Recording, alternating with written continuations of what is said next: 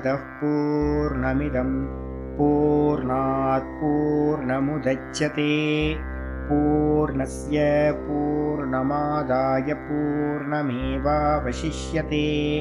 ॐ शान्ति शान्ति शान्तिः। ॐ गुरुर्ब्रह्मा गुरुर्विष्णुर्गुरुर्देवो महेश्वरः गुरुसाक्षात् परं ब्रह्म तस्मै श्रीगुरवे नमः। शङ्करं शङ्कराचार्यं केशवं बादरायणं सूत्रभाष्यकृतौ वन्दे भगवन्तौ पुनः पुनः। ईश्वरो गुरुरात्मेति मूर्तिभेदविभागिने व्योमवद्व्याप्तदेहाय दक्षिणामूर्तये नमः। सदाशिवसमारम्भां शङ्कराचार्यमध्यमाम् अस्मदाचार्यपर्यन्तां वन्दे गुरुपरम्पराम्।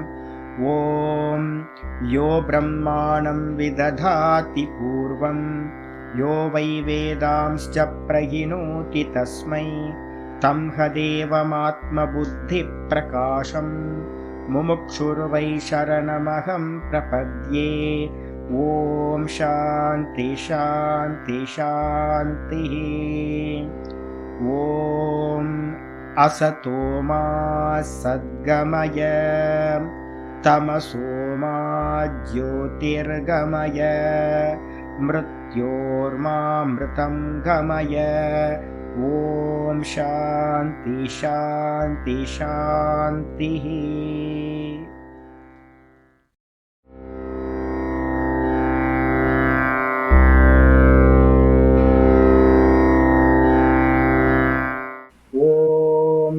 गुरुर्ब्रह्मा गुरुर्विष्णुर्गुरुर्देवो महेश्वरः गुरुसाक्षात् परं ब्रह्म तस्मै श्रीगुरवे नमः। वन्दे गुरूणां चरणारविन्दे सन्दर्शित स्वात्मसुखावबोधे निःश्रेयसे जाङ्गलिकायमाने संसारहालाहलमोघशान्त्यै। योगेन चित्तस्य पदेन वाचां मलं शरीरस्य च वैद्यकेन योपाकरोत्तं प्रवरं मुनीनां पतञ्जलिं प्राञ्जलिरानतोऽस्मि। आबाहुपुरुषाकारं शङ्खचक्रासिधारिणं सहस्रशिरसं श्वेतं प्रणमामि पतञ्जलिं। यस्त्यक्त्वा रूपमाद्यं प्रभवति जगतो अनेकदानुग्रहाय प्रक्षीणक्लेशराशिर्विषमविषधरो अनेकवक्त्रसुभोगी सर्वज्ञानप्रसूतिर्भुजगपरिकरः प्रीतये यस्य नित्यं देवो हि सत्सवो व्यात्सितविमलतनुः योगतो योगयुक्तः योगतो योगयुक्तः। ॐ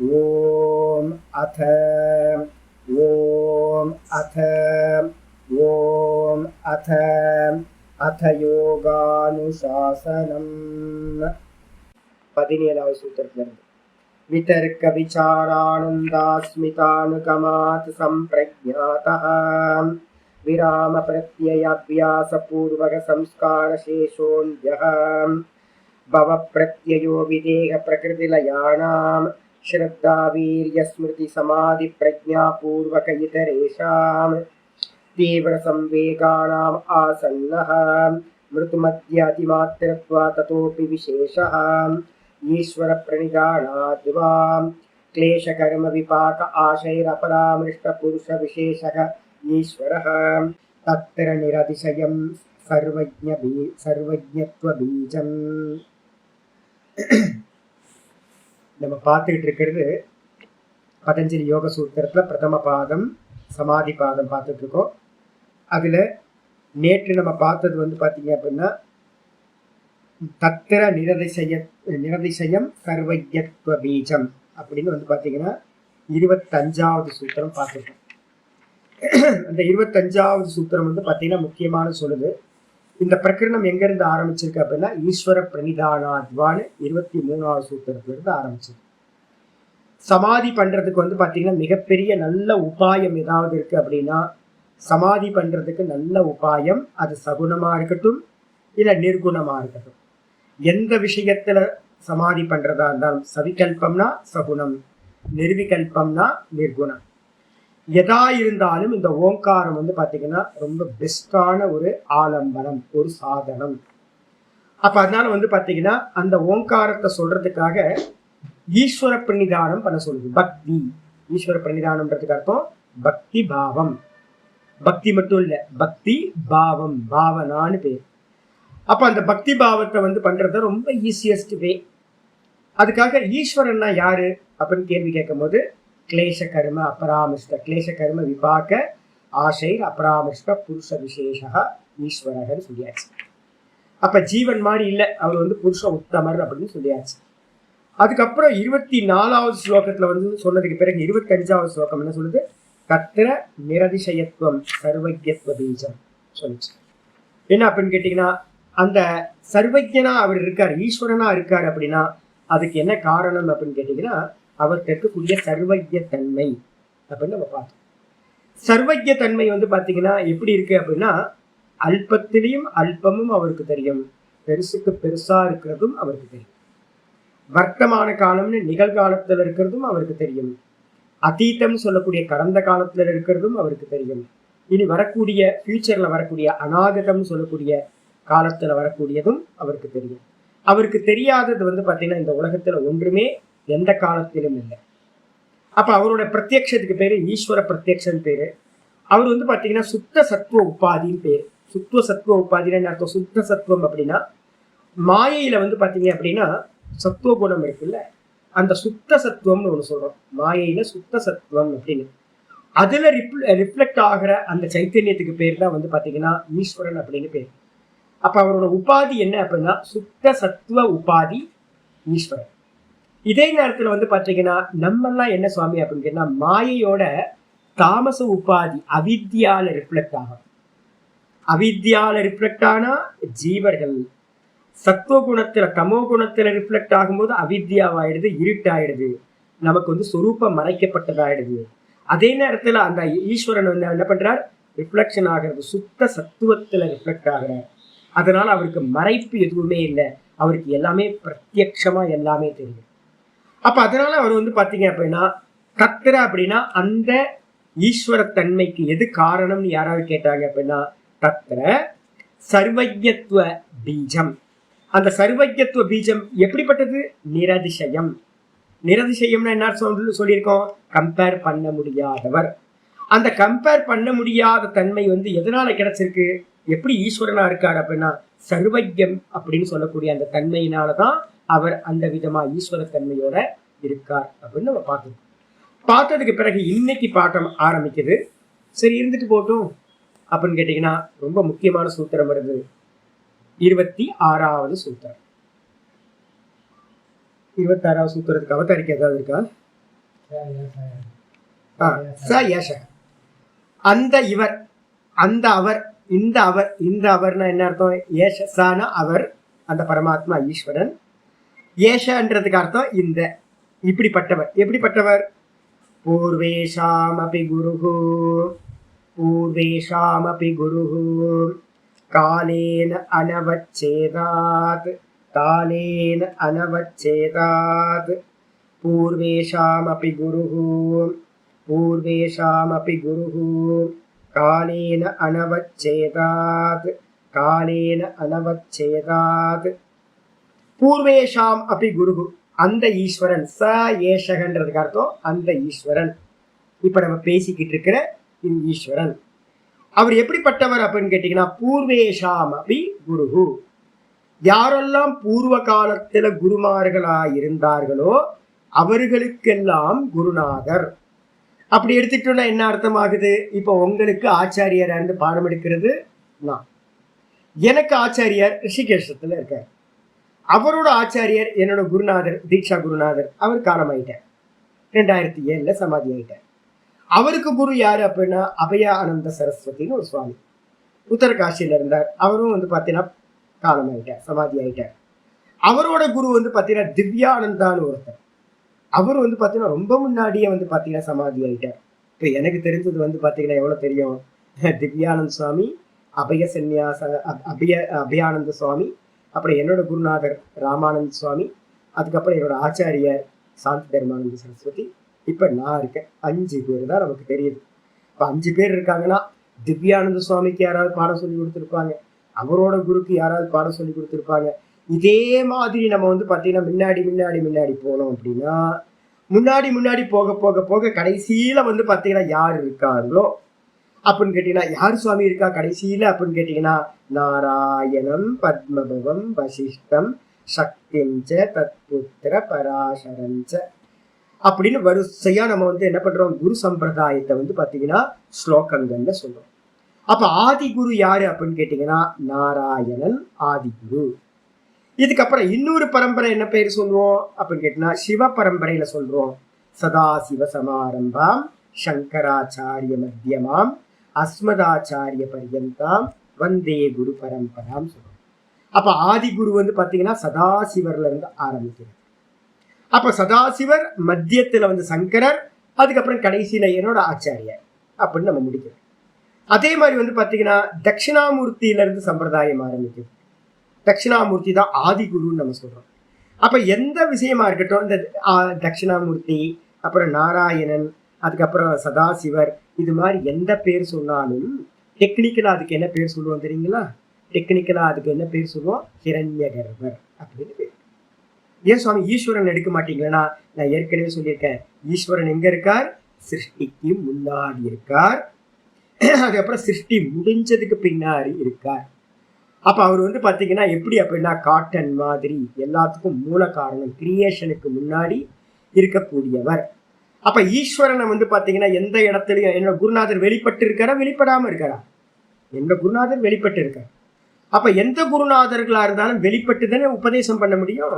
அப்ப வெளிப்பட்டாவே வந்து பாத்தீங்கன்னா அவருக்கு வந்து வெக்தமாயிட்டாங்கன்னு அர்த்தம். ஈஸ்வரன் யார் அப்படின்னா அவ்யாக்தம் அவ்யாக்கிருதம்னு பேர் ஈஸ்வரனுக்கு. ஈஸ்வரன் வெளிப்படாதவர். எப்படி வெளிப்படாதவர் அப்படின்னு கேட்டா காரணமா இருக்கார். அப்ப ஈஸ்வரன் வந்து பாத்தீங்கன்னா குருநாதரான்னு கேட்டீங்கன்னா ஈஸ்வரன் யாருக்கும் குருநாதர் இல்லை. ஈஸ்வர தத்துவம் வந்து பாத்தீங்கன்னா சிருஷ்டிக்கு உள்ளார வரவே இல்லை, சிருஷ்டிக்கு வெளியில இருக்கு. அதுக்கப்புறம் சிருஷ்டிக்குள்ளார வந்ததுக்கு பிறகு என்ன இருக்கு? ஹிரண்ய கர்ப்பர். அப்போ எல்லா குருநாதர்களுக்கும் பேர், எல்லா ஈஸ்வரனுக்கும் பேர் என்ன பேருன்னா, நம்ம சிவன் சொல்லுங்க, விஷ்ணு சொல்லுங்க, எது வேணா பேர் சொல்லிக்கோங்க, எல்லாம் என்னன்னு கேட்டீங்கன்னா ஹிரண்ய கர்ப்ப தத்துவம் அப்படின்னு முடிக்குது. அப்ப நல்லா புரிச்சுக்கணும் இந்த விஷயத்த. அப்ப வந்து பாத்தீங்கன்னா ஈஸ்வரன் யாரை குறிக்கிறீங்க அப்படின்னு கேட்டீங்கன்னா, எந்த ஈஸ்வரன் வெளிப்படாதவரா டீப் ஸ்லீப்ல இருக்காரோ, பிரளய காலத்துல எவர் இருக்காரோ அவர்தான் வெளிப்படும் போது என்னவா வெளிப்படுறார்? ஹிரண்ய கர்ப்ப தத்துவமாக வெளிப்படுகின்றார். அப்ப வெளிப்படுற சூக்ஷ்ம தத்துவம் சகுண சகுண நிராகாரம்னு பேர், இல்ல சகுண சாக்காரம் சூக்ஷ்மம் அப்படின்னு பேர் இருக்கு. அந்த ஹிரண்ய கர்ப்பருக்கு மேலதான் நம்ம வந்து பாத்தீங்கன்னா அநேக நாமங்கள், அநேக ரூபங்கள் எல்லாம் கல்பிதமாகிருக்கு. அவர் தான் ஈஸ்வரனா இருக்கார். அவர் தான் நம்ம ஈஸ்வரன் சொல்றோம். அப்ப 2 பேர் வந்து பாத்தீங்கன்னா எப்பவுமே ஈஸ்வர தத்துவமா வச்சுக்கணும். ஒன்னு ஈஸ்வர தத்துவம், 2வது ஹிரண்ய கர்ப்ப தத்துவம். ஒன்னு வந்து பாத்தீங்கன்னா பெட்ரூம்ல இருக்கிற மாதிரி வெளிப்படாம இருக்கார், ஒருத்தர் ஹாலுக்கு வந்துட்டார், வெளிப்பட்டார் சூக்ஷமமா.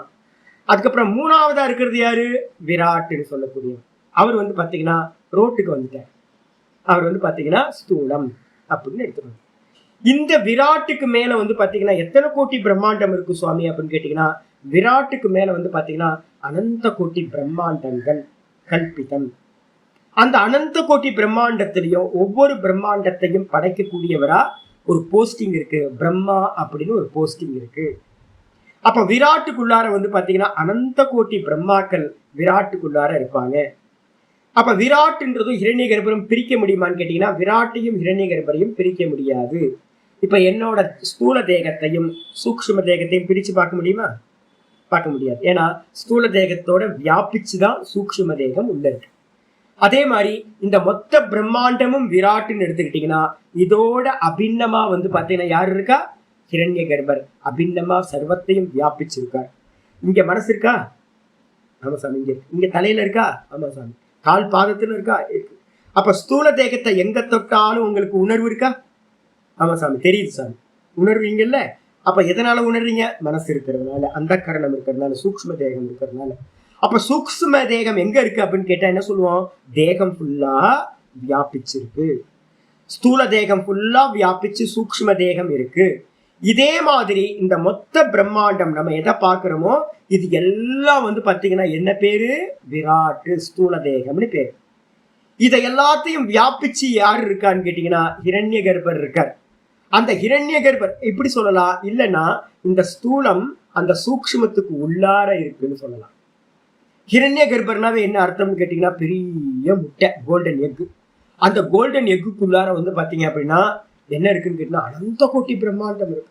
நம்மளால நினைச்சே பார்க்க முடியாத அளவுக்கு ஸ்தூல பிரம்மாண்டங்கள் இருக்கு. அந்த ஸ்தூல பிரம்மாண்டத்துல ஒவ்வொன்றுத்துலயும் இப்ப நம்ம இந்த பிரம்மாண்டத்துல இருக்கோம். இதே மாதிரி நமக்கு தெரியாம ஏகப்பட்ட பிரம்மாண்டங்கள் இருக்கும்.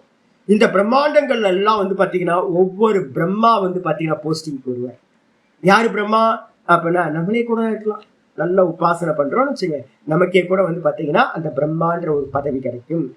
உத்கிருஷ்டமான ஜீவன். அந்த பிரம்மாக்கு என்ன வேலை? சிருஷ்டிய பண்றார். அந்த சிருஷ்டிய பண்றதுக்கு வந்து அவருக்கு ஒரு நாலேஜ் வேணுமா? ஆமா சாமி, சிருஷ்டி பண்றது அப்படின்னாவே ஒரு நாலேஜ் வேணும் சாமி. அப்ப சிருஷ்டி பண்றதுனாவே நாலேஜ் வேணும்.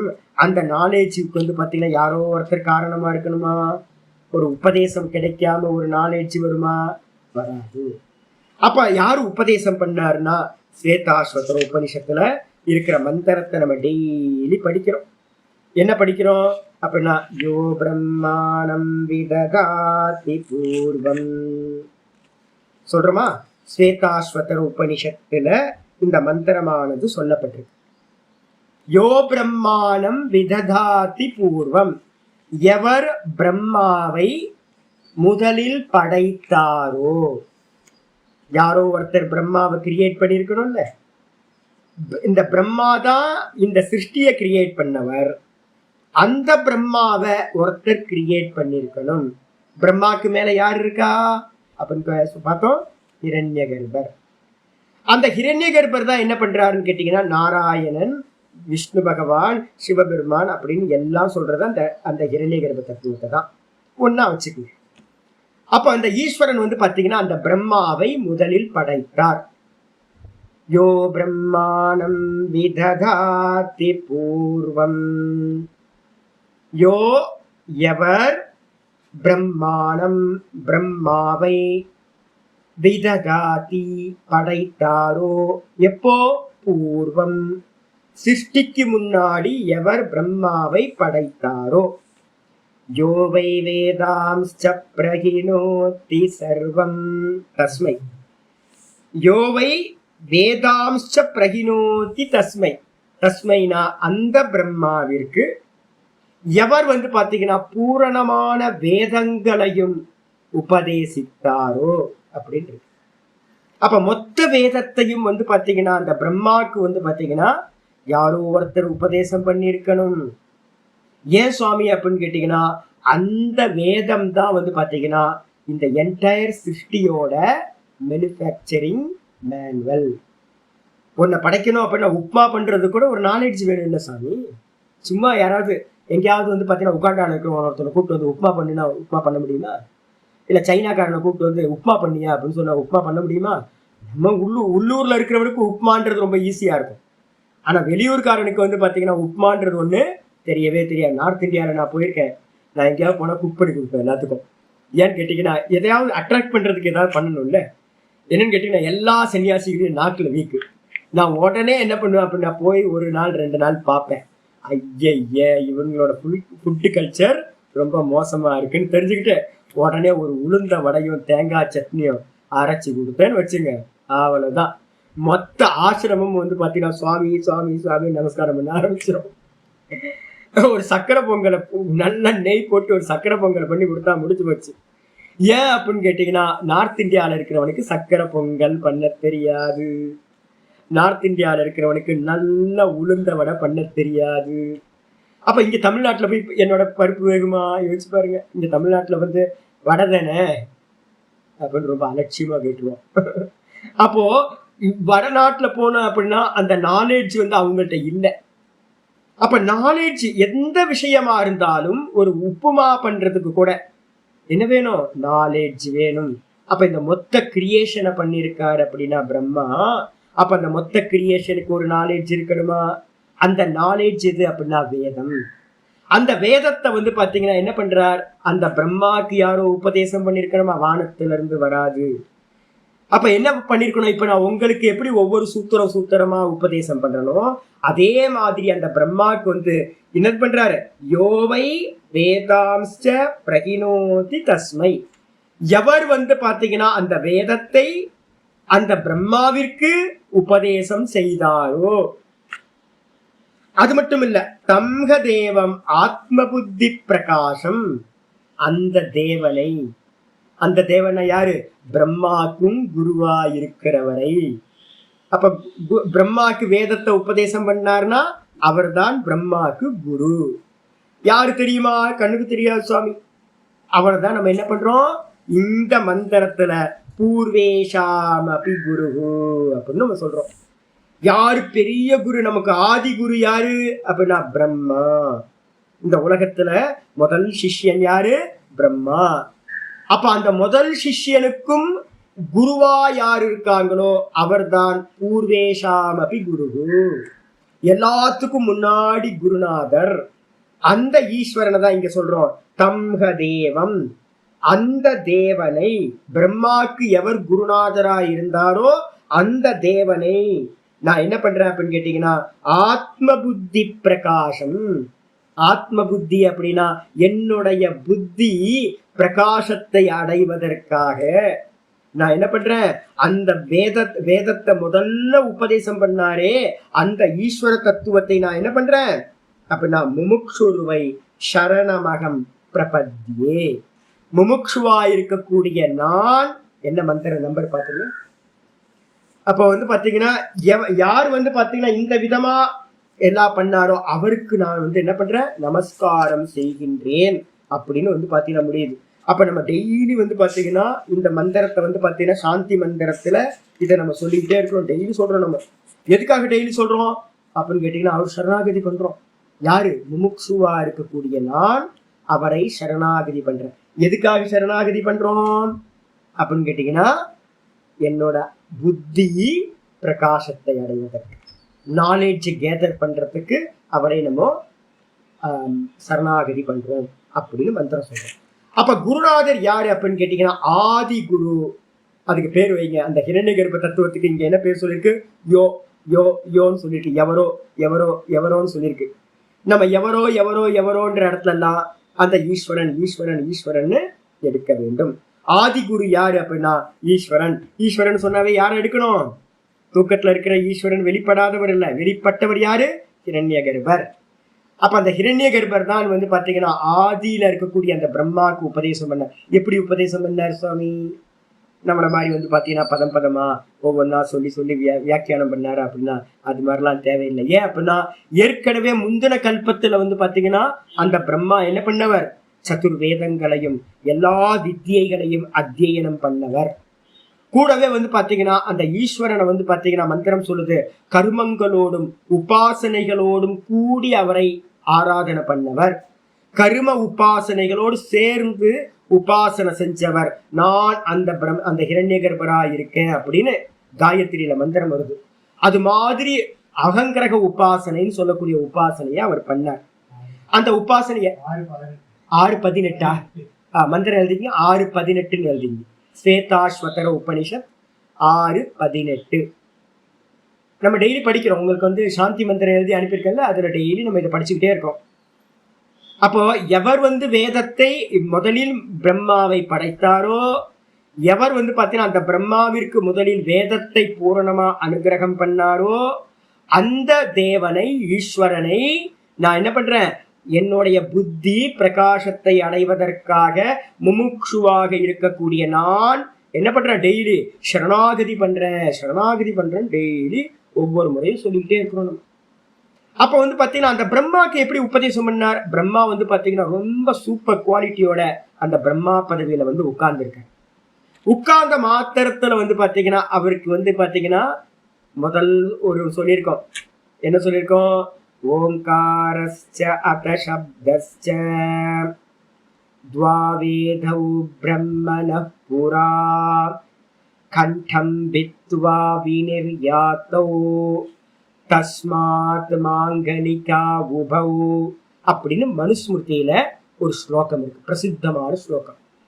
இந்த பிரம்மாவை படைச்ச மாத்திரத்துல வந்து பாத்தீங்கன்னா என்ன பண்ணார் அப்படின்னா, அந்த பரமாத்மா என்ன பண்ணார், நான் ஏற்கனவே ஸ்டோரிஸ்லாம் அதர்வண வேதத்துல இருந்து சொல்லியிருக்கேன். யாராவது மாண்டூக்கிய புக் வச்சிருந்தீங்கன்னா, பிரஷ்ன புக் வச்சிருந்தீங்கன்னா, முண்டக்க உபனிஷத்து புக் வச்சிருந்தீங்கன்னா, அதுல அந்த உபனிஷத்துக்கான முன்னுரையில அதர்வண வேதம் எப்படி உண்டாச்சுன்னு நான் பார்த்திருக்கேன், சொல்லியிருக்கேன். அதுல வந்து பாத்தீங்கன்னா பிரம்மா வந்து பாத்தீங்கன்னா என்ன பண்றாரு அப்படின்னு கேட்டீங்கன்னா, முதல் சிருஷ்டி உண்டாச்சு, பிரம்மா உண்டானார். இன்னும் கிரியேஷன் உண்டாகல. பிரம்மா உண்டான மாத்திரத்துல அவருக்கு புரியல, தலகால் புரியாம இருந்தார். அப்படி இருக்கும்போது வந்து பாத்தீங்கன்னா என்ன பண்றது, நம்ம யாரு, எதுக்காக வந்தோம், நம்ம என்ன பண்ணணும் அப்படின்னு அவருக்கு தெரியல. அப்ப வந்து பாத்தீங்கன்னா டப்பா டப்பா டப்பா டப்பன்னு ஒரு வாட்டர் ஃபால்ஸ்ல இருந்து தண்ணி பாறையில விழுந்துச்சுன்னா எப்படி இருக்கும், தண்ணி விழுந்துச்சுன்னா சத்தம் கேட்கும்ல, என்ன சத்தம் கேட்குதுன்னா தப்ப தப்ப தப்ப தப்ப தப்பன்னு தண்ணி விழுவுற சத்தம் கேட்குது. உடனே இவருக்கு வந்து பூர்வ ஜென்ம வாசனை, நமக்கு ஏதாவது ஒரு ட்ரிக்கர் இருந்தா போதும்ல, ஸ்வவியஞ்சன வெஞ்சக்க அஞ்சனகன்னு ஒரு சொல்லியிருக்கேன், ட்ரிக்கருக்கு பேரு. ஒரு வாசனையை தூண்டுறதுக்கு ஒண்ணு போதும். அப்ப தண்ணி உளுந்த சப்தம் தப்ப தப்ப தப்பன்னு ஏற்கனவே இவர் தபஸ் பண்ணது இவருக்குள்ளார ஓப்பன் ஆயிடுச்சு. ஓஹோ, தபஸ் பண்ணணும் போல இருக்கு அப்படின்னு கண்ணை மூடி உட்கார்ந்து, தபஸ்னா என்னது, மானச சிந்தனம். அப்ப வந்து பாத்தீங்கன்னா கண்ணை மூடி உட்கார்ந்து வந்து பாத்தீங்கன்னா உள்ளுக்குள்ளார பார்க்கும்போது வந்து பாத்தீங்கன்னா என்ன ஆச்சு அப்படின்னு கேட்டீங்கன்னா, அந்தர்யாமியா ஒருத்தர் உள்ள இருக்காரா. யார் இருக்கா அந்தர்யாமியா? ஈஸ்வரன். எல்லா ஜீவராசிகளுக்கும் அந்தர்யாமியா இருக்க. அவர் என்ன பண்ணார் அப்படின்னு கேட்டீங்கன்னா, உள்ள இருந்துகிட்டு என்ன பண்ணார் அப்படின்னா ஒரு சப்தத்தை பிரகடனம் பண்றார். ஆக்சுவலா வந்து பாத்தீங்கன்னா இப்ப நான் பேசிட்டு இருக்கிறது போது நான் அதை யோசிப்பேன். திடீர்னு வந்து என்னன்னா, காலையில ஸ்லோகம் சொல்றேன்ல, எனக்கு என்ன ஆகும்னா திடீர்னு இது யார் சொல்றா அப்படின்னு ஒரு கேள்வி வரும் பாருங்க, டக்குன்னு எங்கேயாவது தப்பு பண்ண ஆரம்பிச்சிருவேன். நான் பாட்டுக்கு ஸ்லோவா நான் சொல்லிக்கிட்டே போனேன்னா, நான் வந்து எந்த இதுவும் இல்லாம நான் சொல்றேன் அப்படின்னு எண்ணம் இல்லாம நான் சொல்லிக்கிட்டே இருக்கிறேன்னா தப்பே இல்லாம ஸ்லோகங்களை சொல்லிக்கிட்டே போவேன். எப்போ நான் எப்படி இந்த ஸ்லோகத்தை சொல்றேன் அப்படின்னு ஒரு கொஸ்டின் வந்துச்சுன்னு வச்சுக்கேன், அவ்வளவுதான். நான் சொல்றேன்னு நினைச்ச மாத்திரத்துல டும் டும் டும்னு ஏதாவது தப்பு பண்ண ஆரம்பிச்சிடும் ஸ்லோகத்துல, டெய்லி ஸ்லோகத்தை சொல்ற போதே. அப்ப எனக்கு நல்லா தெரியும் என்னன்னு கேட்டீங்கன்னா, உள்ள இருக்கிற அந்தர்யாமி தான் வந்து பாத்தீங்கன்னா ஈஸ்வரன் தான் வெளியில பேசிக்கிட்டு இருக்கா. இப்போ உங்களுக்கு சாஸ்திரத்தை யார் சொல்றா? உள்ள இருக்கிற அந்தர்யாமி வெளில சொல்லிட்டு இருக்கான். இப்ப நான் வந்து பாத்தீங்கன்னா ஏதாவது பிரயத்தனத்தோட நான் சொல்றேன்னான்னு கேட்டீங்கன்னா, எந்த பிரயத்தனம் இல்லை, பாட்டு பேசிக்கிட்டே இருக்கும். எதெல்லாம் பிரயத்தனம் இல்லாம வரும்? விக்கல் வருமா, இருமல் வருமா, இருமுறோம், தலையில அடிச்சுக்கிறோம், நம்ம கண்ட்ரோல் இல்லாம அதுவா வர்றது. இருமல், பொறுமல், செருமல், விக்கல், இதெல்லாம் சொல்றோம்ல. இது எப்படி வாமிட் வர்றது, இதெல்லாம் வந்து பாத்தீங்கன்னா எப்படி நம்ம பிரயத்தனம் கண்ட்ரோலே பண்ண முடியாது. வாமிட் வரும்போது அப்படியே பொங்கிட்டு வருவோம்ல. ஒரு விக்கல் வந்துச்சுன்னா என்ன நம்ம சொல்றோம் அப்படின்னா, நம்ம நிப்பாட்டினாலும் நிப்பாட்ட முடியாது. அப்ப அதே மாதிரி வந்து பாத்தீங்கன்னா அந்தர்யாமியா இருக்கிற அந்த பகவான் அந்த பிரம்மாவோட ஹிருதயத்தில் இருந்துகிட்டு முதல்ல 2 சப்தங்களை என்ன பண்ணார், வெளிப்படுத்தினார். எப்படி வெளிப்படுத்தினார்? கண்டம் வித்துவா விநிர்யாதம். அவரோட தொண்டைய பிச்சுக்கிட்டு வந்து பாத்தீங்கன்னா வந்துச்சான். ஏதாவது பேய பார்த்தோம்னா அலறுவோம்னா, நமக்கு பிரயத்தனமே இல்லாம எதையாவது பார்த்து நாய் கடிக்க வருதுன்னு வச்சுங்க, ஐயோன்னு கத்துவோம் இல்ல, அது மாதிரி. அப்ப எப்படி கத்துவோம் அப்படின்னா, தொண்டையை கிழிச்சுக்கிட்டு கத்துவோம் பயத்துல கத்துனோம்னா. அதே மாதிரி வந்து பிரம்மாவோட வாயிலிருந்து என்ன சப்தங்கள் வெளிப்பட்டது? ஈஸ்வரனால, அந்தர்யாமினால ஓம் அத அப்படின்னு 2 சப்தங்கள் வெளிப்பட்டது. ஓம் அத. அதனாலதான் நம்ம டெய்லி என்ன பண்றோம், ஓம் அத ஓம் அத ஓம் அத்தன்னு 3 வாட்டி சொல்றோம்ல. எதுக்காக சொல்றோம்? இதுதான் சிருஷ்டியில முதல் 2 சப்தங்கள். இந்த ஓங்காரத்தை சொன்ன மாத்திரத்துல வந்து பாத்தீங்கன்னா இவருக்கு என்னாச்சு அப்படின்னா, இந்த பிரம்மாக்கு பூரணமான வேதங்களும் என்னாச்சு, பிரகட்டனமாச்சு அவரோட ஹிருதயத்துல. ஏற்கனவே அவர் முந்தின ஜென்மங்கள்ல வேதங்களை படிச்சவர். இப்போ இந்த ஓங்காரம் பகவான் மூலமா உபதேசமான மாத்திரத்துல என்ன ஆச்சுன்னா, பூரணமான அனந்த வேதங்களும் என்னாச்சு, பிரகடனமாச்சு. இந்த கிரியேஷனை பண்றதுக்கான மொத்த அறிவும் அந்த வேதத்துல இருக்கு. கற்பாம்பூச்சிக்கு எத்தனை கால் இருக்கணும், கற்பாம்பூச்சிக்கு வந்து பாத்தீங்கன்னா எத்தனை அந்த இது இருக்கணும், அது ஆண்டனா இருக்குன்னு 2 ஆண்டனா இருக்கணும், அப்புறம் வந்து பார்த்தீங்கன்னா பட்டாம்பூச்சியில் எத்தனை வெரைட்டி இருக்கணும், மனுஷங்களில் சைனாக்காரனுக்கு எப்படி முகம் இருக்கணும், அதே நேரத்தில் வந்து இந்தியனுக்கு எப்படி முகம் இருக்கணும், நீக்ரோக்கு எப்படி முடி இருக்கணும், நீக்ரோக்கு வித்தியாசமான முடி இல்லை, சுட்டையா. அப்போ நீக்ரோக்கு எப்படி இருக்கணும், யூரோப்பியனுக்கு என்ன கலர் அந்த டோன் இருக்கணும், இது மாதிரி ஒவ்வொரு விஷயத்தையும் வந்து பார்த்தீங்கன்னா கடலுக்குள்ளார இருக்க மீன்கள் எத்தனை வெரைட்டி இருக்கோ அத்தனை வெரைட்டிக்கான டிசைன் எப்படி இருக்கணும் அப்படின்னு மொத்த ப்ளூ பிரிண்ட்டும் எது அப்படின்னா அந்த வேதம் தான் மொத்த ப்ளூ பிரிண்ட். அப்ப ஞானம்னு எடுத்துக்கிட்டீங்க அப்படின்னா அந்த ஞானம் எது அப்படின்னா வேதம், பூரண ஞானம். நீங்க நானோ டெக்னாலஜி எடுத்துங்க, இல்லை வந்து கிரையோஜெனிக் இன்ஜின் எடுத்துங்க, இல்லை இனி ஃபியூச்சர்ல என்னெல்லாம் வரப்போதோ ஏஐயா இருக்கணும், எதா இருந்தாலும் சரி, இதெல்லாம் என்னது சிருஷ்டிக்குள்ள இருக்கா சிருஷ்டிக்கு வெளியில இருக்கா? கிரியேஷனா, புது கிரியேஷனா, இல்லை இன்வென்ஷனா? எல்லாமே இன்வென்ஷன். எல்லாமே வந்து பார்த்தீங்கன்னா இருக்கிறத தான் நம்ம என்ன பண்றோம் கண்டுபிடிக்கிறோம். இது வரைக்கும் தெரியாம இருந்தது தான் கண்டுபிடிக்கிறோம். இது எல்லாமே எங்க இருக்கு? எல்லாமே ஜாகிரத அவஸ்தையில இருக்கு. இது எல்லாமே எங்க இருக்கு? இந்த கிரியேஷனுக்குள்ளார தான் இருக்கு. அப்ப இந்த மொத்த கிரியேஷனையும் கிரியேட் பண்ணவருக்கு வந்து பார்த்தீங்கன்னா இதுக்குள்ளார இருக்கிறது அவர் தானே கிரியேட் பண்ணிருக்கணும். அப்ப மொத்த நாலேஜ் அப்படின்னு நம்ம எதை எடுத்தாலும் அது எங்க இருக்கு அப்படின்னா வேதத்துக்குள்ளார இருக்கு. அந்த வேதத்துல இருக்கிற நாலேஜ் எல்லாம் வந்து பாத்தீங்கன்னா இந்த அப்ப என்ன பண்ணலாம், மொத்த இந்த கிரியேஷனையும் கேப்சூல் பண்ணீங்கன்னா எது கிடைக்கும்? வேதம் கிடைக்கும். 4 வேதங்கள். அந்த 4 வேதத்தையும் சாரம் பண்ணினீங்க அப்படின்னா அதோட சாரம் எது அப்படின்னு கேட்டீங்கன்னா ஓம் பூர்புவ சுவஹ. இதான் வந்து பாத்தீங்க அப்படின்னா வியாகிருதிகள் அப்படின்னு பேர். மகா வியாகிருதிகள்னு சொல்லுவாங்க இத பேர்.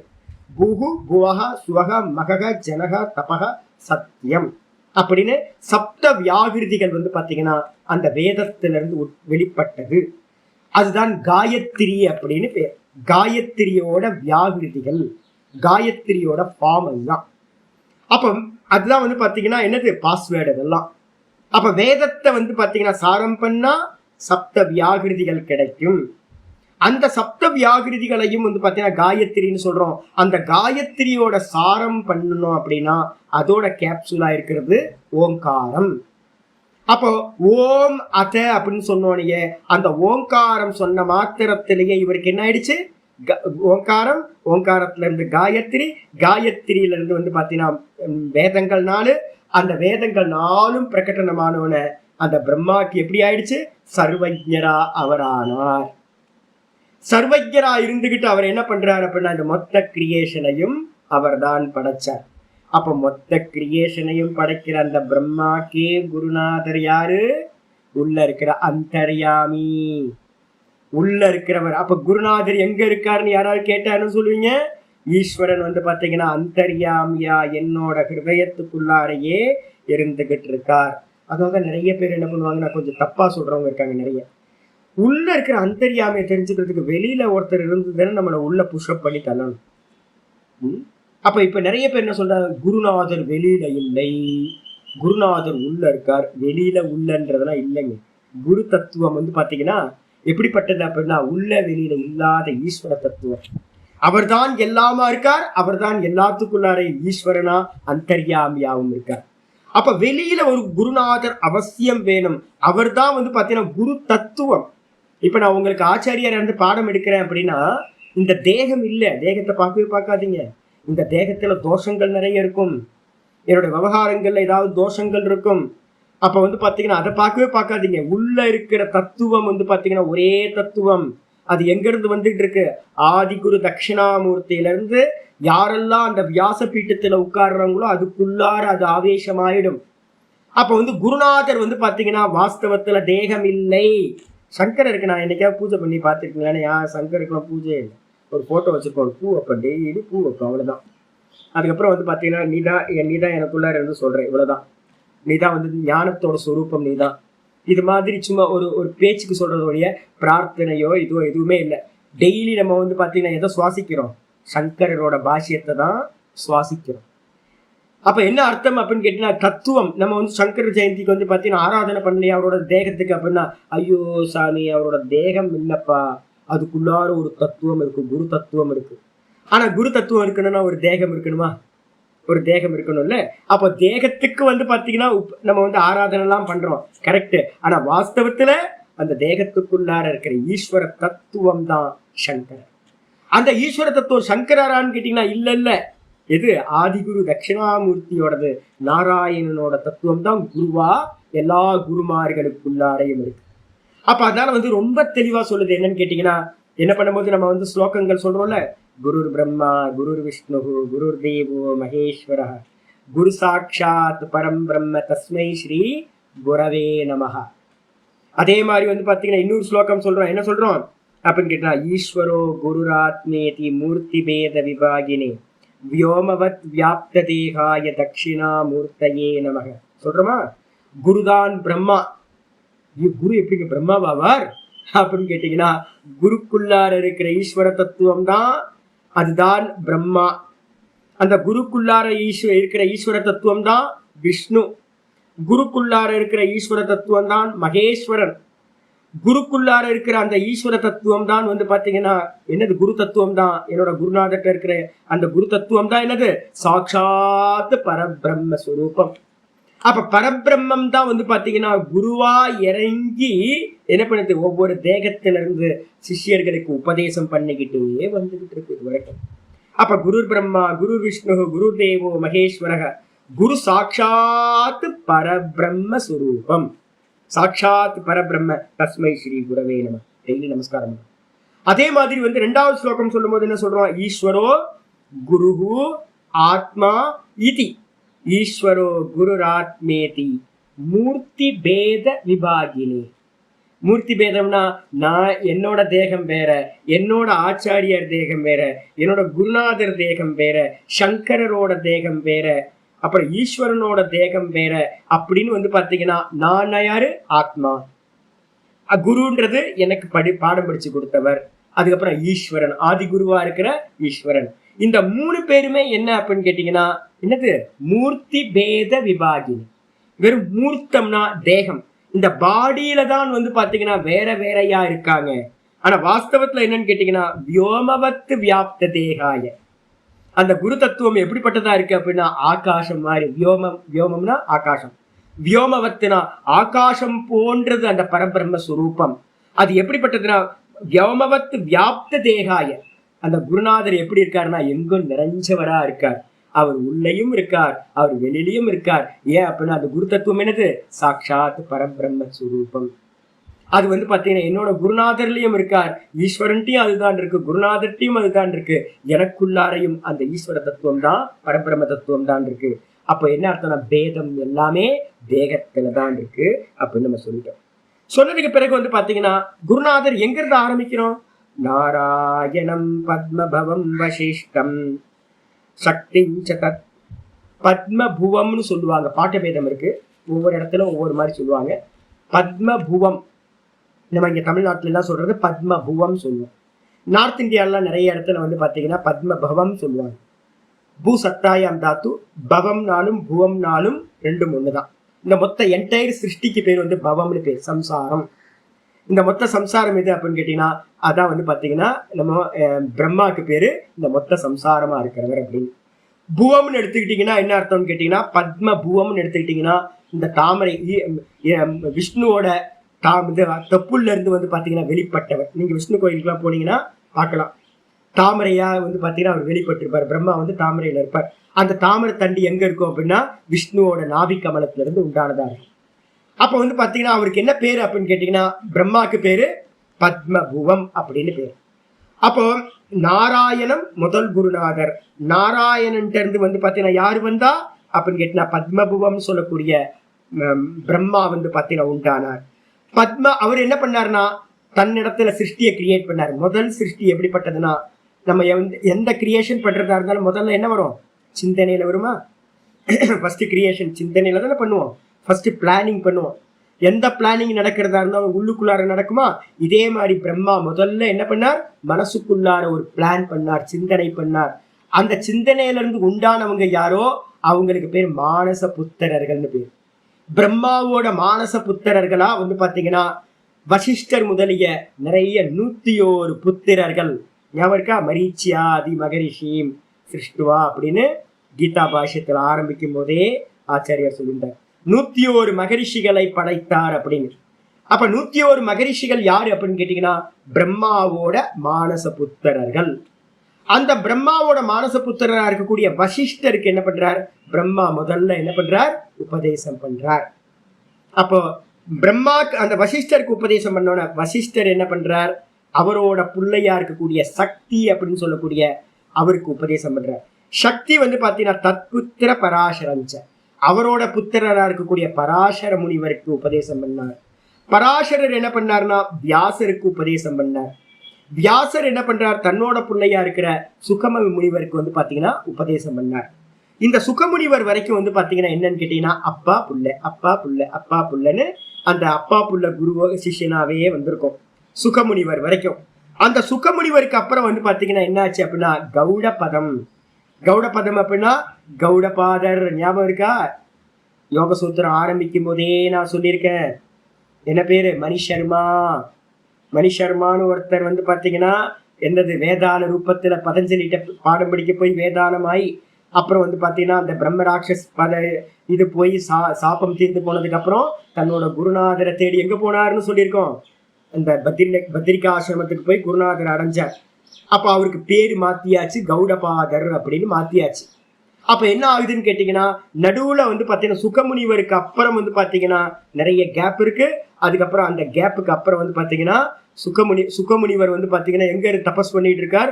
பத்ரிகா ஆசிரமத்துல தபஸ் பண்ணிட்டு இருக்கார். அப்படி பண்ணிட்டு அவரு கல்யாணம் பண்ணிக்கல. அப்ப கல்யாணம் பண்ணிக்காம நீண்ட காலம் தபஸ்ல இருக்கும் போது இந்த கோவிந்த பகவத்பாதர் மணிஷர்மாவா இருக்கிறவர் அங்க போய் அவருக்கு பேரு மாத்தியாச்சு கௌடபாதர் அப்படின்னு. கௌடபாதர் தீட்சை வாங்கிட்டு அங்கேயே நிஷ்டையோட இருக்கார். அப்ப பாத்தீங்கன்னா அவர் என்ன பண்றார்? கோவிந்த பகவத்பாதர்னு அவரோட சிஷ்யருக்கு ஆக்ஞா கொடுத்துட்டு வர்றார். அந்த கோவிந்த பகவத்பாதர் பாத்தீங்க அப்படின்னா என்ன பண்றார்?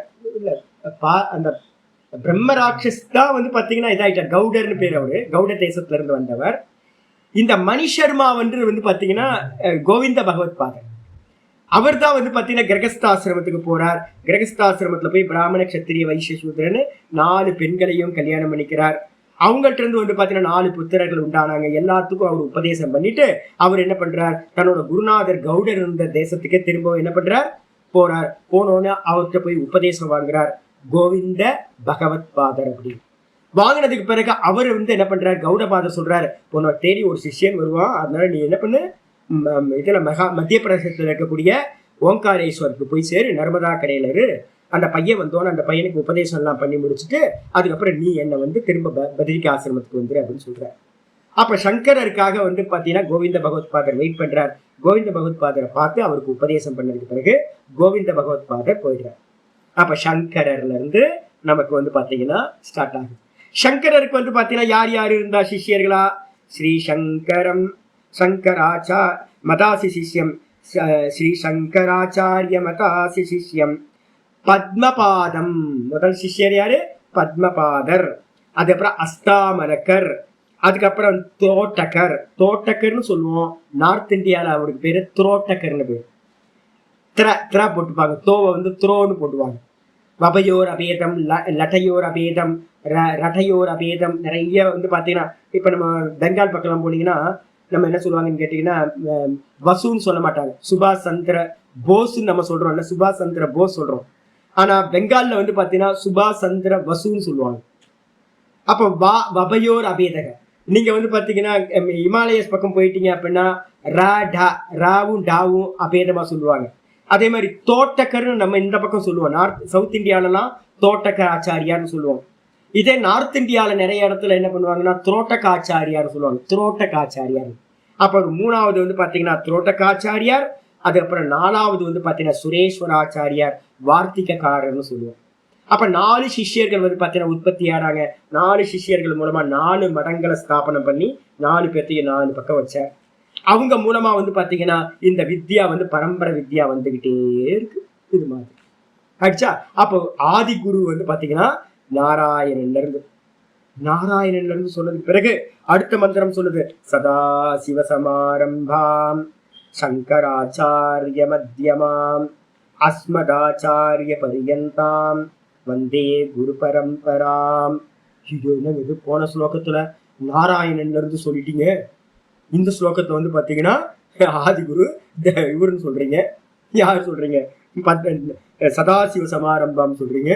இப்ப எனக்கு கேள்வி வருது, ஐயோ சதாசிவரா இல்ல நாராயணனா? குழப்பம் வந்துச்சுன்னா என்னது, பெட்ரூம்ல இருக்கிறவருக்கு பேரு ஈஸ்வரன், அதே பெட்ரூம்ல இருந்து ஹாலுக்கு வந்துட்டாருன்னா இரணிய கர்ப்பர். அந்த ஹாலில் வந்தவர்கள் தான் ஸ்டார்டிங்கே நம்ம விவகாரமே பண்றோம். அந்த ஹிரண்ய கர்ப்பருக்கு மேலதான் வந்து பாத்தீங்கன்னா தட்சிணாமூர்த்தி கல்பிதம், சிவபெருமான் கல்பிதம், விஷ்ணு பகவான் கல்பிதம், நாராயணன் கல்பிதம், பிள்ளையார் கல்பிதம், முருகன் கல்பிதம். ஊர்ல எத்தனை தேவதைகளை நீங்க சொல்றீங்களோ அது எல்லாம் யாருக்கு மேல கல்பிதம், அந்த ஹிரண்ய கர்ப்பர் மேல. அப்ப நீங்க சதாசிவர்னு சொல்லிக்கீங்க, இல்லைன்னா நாராயணன் சொல்லிக்கீங்க, எந்த கன்ஃபியூஸும் இல்லவே இல்லை. அப்போ சதாசிவர்ல இருந்து ஆரம்பிக்கும் போது அப்புறம் மத்தியத்துல யார் வந்தா, சங்கராச்சாரியார். அதுக்கப்புறம் வந்து பாத்தீங்கன்னா அநேக குருமார்கள் மூலமா வந்து பாத்தீங்கன்னா என்னோட அஸ்மத் ஆச்சாரிய பரியந்தம் என்னோட ஆச்சாரியார் வந்தார். இந்த இவர் மூலமா இப்ப எனக்கு வித்யா கிடைச்சிருக்கு. இப்ப ஏன் மூலமா உங்களுக்கு கிடைக்குது. உங்கள வந்து பாத்தீங்கன்னா ஒரு 50 பேர் பாடம் படிக்கிறோம் அப்படின்னா 80 பேர் கீதா கேட்கிறோம். பிரஸ்தான திரையத்தை ஒரு 50 பேர் படிக்கிறோம்னா யாராவது ஒருத்தர் வந்துடும். இதுல அதான் விசேஷம். எனக்கு நல்லா தெரியும். ஏதோ ஒரு விதை வந்து பாத்தீங்கன்னா முளைச்சிடும். ஏதோ ஒரு மனம். அதான் எங்க ஆச்சரியம் சொல்லுவார், ஏப்பா பாடத்தை நிப்பாட்டாதப்பா. ஏன் அப்படின்னு கேட்டீங்கன்னா நிறைய கண்ணு போட்டாலும் வந்து பாத்தீங்கன்னா ஜீவிச்சு நிக்கிறது ஏதோ ஒரு கண்ணு மட்டும் நிற்கும். செடி நிறைய வைக்கிறோம், நிறைய கண்ணு வந்து பாத்தீங்கன்னா விதை போட்டு வைக்கிறோம், ஏதோ ஒண்ணு பொழைச்சிக்கும். அதே மாதிரி வந்து பாத்தீங்கன்னா ஒவ்வொரு குரூப்லயும் யாரோ ஒருத்தர் வந்து பாத்தீங்கன்னா ஆச்சாரியர் ஏதோ ஒரு ஈஸ்வரர் அனுக்கிறாங்க. ஏன்னா சம்பிரதாயம் போகணுமே. அதனால என்னோட ஆச்சாரியார் என்ன சொன்னாரு அப்படின்னு கேட்டீங்கன்னா பாடத்தை நிப்பாட்ட போறோன்னு. நிப்பாட்டாதப்பா. ஏன்னு கேட்டீங்கன்னா நான் 55 பேர் நாங்க பிரஸ்தான திரையம் படிச்சோம். படிச்சதுல வந்து பாத்தீங்க அப்படின்னா 2-3 பேர் தான் டீச்சிங் பண்ற கெப்பாசிட்டி இருக்கிறவங்க. ஆச்சரியம். யாரை நம்பணுமோ, யாரெல்லாம் டீச்சிங் பண்ணுவாங்க நம்பணுமோ அவங்கெல்லாம் டீச்சிங்ல போகவே இல்லை. யாரெல்லாம் நம்பலையோ, இப்ப நான்லாம் டீச்சிங் வரணும்னு ஆசையே படல, அது பாட்டுக்கு வந்தாச்சு. அப்ப எந்த கண்ணு பொழைச்சிக்கும் அப்படின்னு நமக்கு தெரியவே தெரியாது. அதுல இருந்து மரமாயி, அதுல இருந்து வந்து பாத்தீங்கன்னா திரும்பவும் பழமாயி, அதுல இருந்து கொட்டை விழுந்து, அதுல இருந்து திரும்ப செடி முளைக்கும். அப்ப அது வந்து பாத்தீங்கன்னா போயிட்டே இருக்கும்.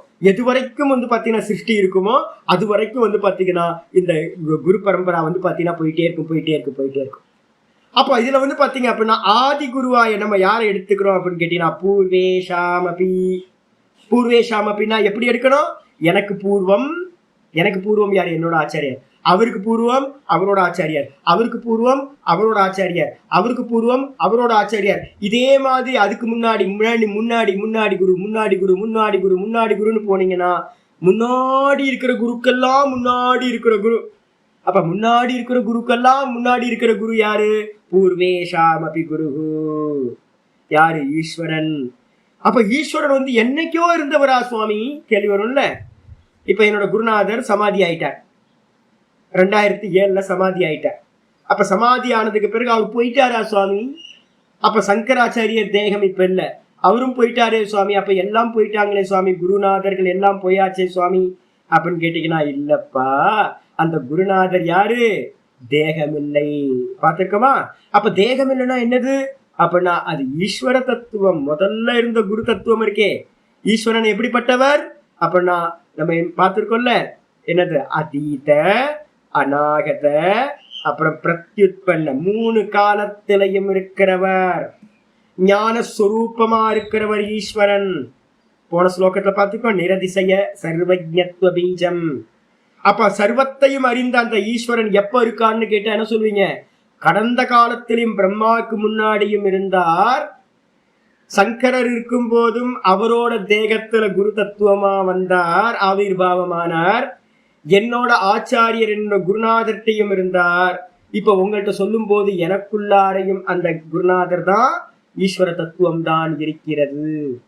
அப்ப வந்து எப்படிப்பட்டவர் அப்படின்னா காலேன அனவச்சேதாத். அடுத்த லட்சணம் சொல்லுது, அந்த ஈஸ்வரன் குருவா இருக்கிற அந்த ஈஸ்வரன்.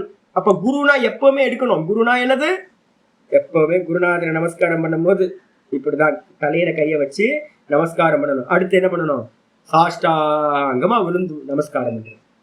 ஈஸ்வரனுக்கு எப்படி நம்ம நமஸ்காரம் பண்றோமோ அதே ஈஸ்வரனுக்கு நமஸ்காரம் பண்ற மாதிரியே தான் என்ன பண்ணணும், குருவையும் நமஸ்காரம் பண்ணணும். முக்கியமான விதி வச்சிருக்கு. ஸ்வேதாஸ்வதர உபனிஷத்துல வந்து முக்கியமான மந்திரம் ஒண்ணு இருக்கு. என்ன மந்திரம் அப்படின்னு கேட்டீங்கன்னா, ஒரு ஃபேமஸான மந்திரம், யஸ்ய தேவே பராபக்தி. ஒரு மந்திரம் இருக்கு, யஸ்ய தேவே பராபக்தி யதா தேவோ ததா குரவ். ஒரு ஃபேமஸான மந்திரம். யஸ்ய தேவே பரா பக்தி யதா தேவோ ததா குரௌ தஸ்யைதே கதிதா ஹ்யர்த்தா பிரகாசந்தே மகாத்மனஹ. ஒரு ஸ்லோகம் இருக்கு. ஸ்லோகம் வந்து பார்த்தீங்கன்னா கடைசி மந்திரம், ஸ்வேதாஸ்வதர உபனிஷத்துல கடைசி மந்திரம்னு போட்டுங்க. 6வது 6:23 போட்டுக்கணும். ஸ்வேதாஸ்வதர உபனிஷத் 6:23. அப்ப நம்ம என்ன பண்ணணும்னு கேட்டீங்கன்னா, குருநாதரை தேகமா பார்த்தீங்கன்னா அபச்சாரம். நல்லா தெரிஞ்சுங்க, குருநாதரை குருவா பார்க்க கூடாது, தேகமா பார்க்க கூடாது. ஏன்? அந்த குருநாதருக்குள்ளார இருக்கிறது யாரு? சாட்சாத் ஆதி குரு ஈஸ்வரன். எல்லா குருநாதருக்கும் முன்னாடி இருந்த அந்த ஈஸ்வரன் தான் ஒவ்வொரு குருநாதர்களுக்குள்ளாரையும் வந்து வந்து ஆவிர்வாவமாயி என்ன பண்றார்? ஒரு குருநாதர் ரூபத்திலிருந்து பாடத்தை எடுக்கிறார். அப்ப இந்த விஷயம் ஒரு சிஷ்யனுக்கு புரிஞ்சிருச்சுன்னு வச்சுங்க, அவன் என்ன பண்ணுவானா, மந்திரம் சொல்லுது, யஸ்ய தேவே பராபக்திஹி. எவனுக்கு ஈஸ்வரனிடத்துல பராபக்தி இருக்கும். நமக்கு எல்லாம் ஈஸ்வரன்ட்ட பயம் இருக்கா? பக்தி இருக்குல்ல, பக்தி இருக்கும்ல, பயத்தோட இருக்கும்ல. ஐயோ பகவானே என்னை வந்து தண்டிச்சிடாத, பனிஷ் பண்ணிடாத, என்னை காப்பாத்து அப்படின்னு கேட்கிறோம்ல. பயபக்தியோட தானே கேட்கிறோம். அப்ப யாருக்கு வந்து பாத்தீங்கன்னா ஈஸ்வரனிடத்துல பராபக்தி, மேலான பக்தி இருக்கிறதோ, அதே மாதிரி யதா தேவே ததா குரௌ, ரொம்ப முக்கியமான வார்த்தை. எந்த விதமா தேவனிடத்துல ஈஸ்வரனிடத்துல பக்தி பண்றோமோ அதே மாதிரி பக்தி எவனுக்கு குருவினிடத்துல உண்டாகுதோ. அப்ப நல்லா புரிஞ்சுக்கணும், ஈஸ்வரோ குருராத்மேதி. ஈஸ்வரன் வேற, குரு வேற இல்லை. ஈஸ்வரன் வேற ரூபம், குரு வேற ரூபம். ஆனா ரெண்டு பேருக்கும் ரூபம் மூர்த்தம் தான் வேற. ரெண்டுத்திலையும் இருக்கிற தத்துவம் ஒரே தத்துவம் தான் அப்படின்னு ஒருத்தன் தெரிஞ்சு பக்தி பண்றான் அப்படின்னா, மூணாவது என்ன சொல்லியிருக்கோம்? ஈஸ்வரோ குரு ஆத்மா இது. யார்? ஆத்மனா தான். அப்ப இந்த ரெண்டுத்தையும் பக்தி நல்லா பண்ணவனுக்கு என்ன ஆகுதுன்னா, குருநாதர் சொல்லி கொடுக்கிறார், நீ அந்த பிரம்மஸ்வரூபமாவே இருக்கேன்னு குருநாதர் சொல்றார். நீயும் நானும் ஒண்ணுதான்ப்பா, நீயும் பிரம்மஸ்வரூபம், நானும் பிரம்மஸ்வரூபம்னு அவர் சொல்றார். ஈஸ்வரனும் பிரம்மஸ்வரூபம் தான், இருக்கிறது ஒரே தத்துவம் தான் சொல்லி கொடுக்கிறார். சொல்லி கொடுத்தோன பிரகாசந்தே தஸ்யைத கதிதாகியர்த்தா. இந்த ஈஸ்வரனும் குருவும் ஒரே தத்துவம்னு எவன் பக்தி பண்றானோ அவனுக்கு அந்த குருநாதர் சொல்லி கொடுத்த அந்த தத்துவார்த்தங்கள் என்னன்னு கேட்டீங்கன்னா, பிரகாசந்தே மகாத்மனக, அந்த மகாத்மாவிற்கு என்ன ஆகுது? ஸ்புரணிக்கிறது. அப்ப அந்த ஸ்புரணம் வந்துடுச்சு. உண்மையிலேயே இருக்கிறது நான் இல்லை. நான் இது வரைக்கும் நான் நினைச்சிட்டு இருந்தேன் நான் சம்சாரின்னு. நான் இல்லை, இதுவும் ஒரே மூர்த்தி. இது ஒரு மூர்த்தி, என்னோட குருநாதர் ஒரு மூர்த்தி, ஈஸ்வரன் ஒரு மூர்த்தி. மூர்த்தம்னா அந்த சிலா, உருவம். இந்த மூணு வேற வேற ஃபார்ம்ல இருக்கு. வாஸ்தவத்துல என்னது? மூணுமே ஒரே தத்துவம். ஒரே தங்கத்துக்கு மேல அநேக ஆபரணம் கல்பித்த மாதிரி ஒரே பிரம்ம தத்துவத்துக்கு மேலதான் ஈஸ்வரனும் குருவும் நானும் கல்பித்தம் அப்படின்னு தெரிஞ்சுக்கிறான். அப்ப இருக்கிறது ஏக்கமே அத்விதீயம்ன்ற ஞானம் அவனுக்கு உண்டாகிறது அப்படின்னு ஸ்வேதாஸ்வதர உபனிஷத் சொல்லுது.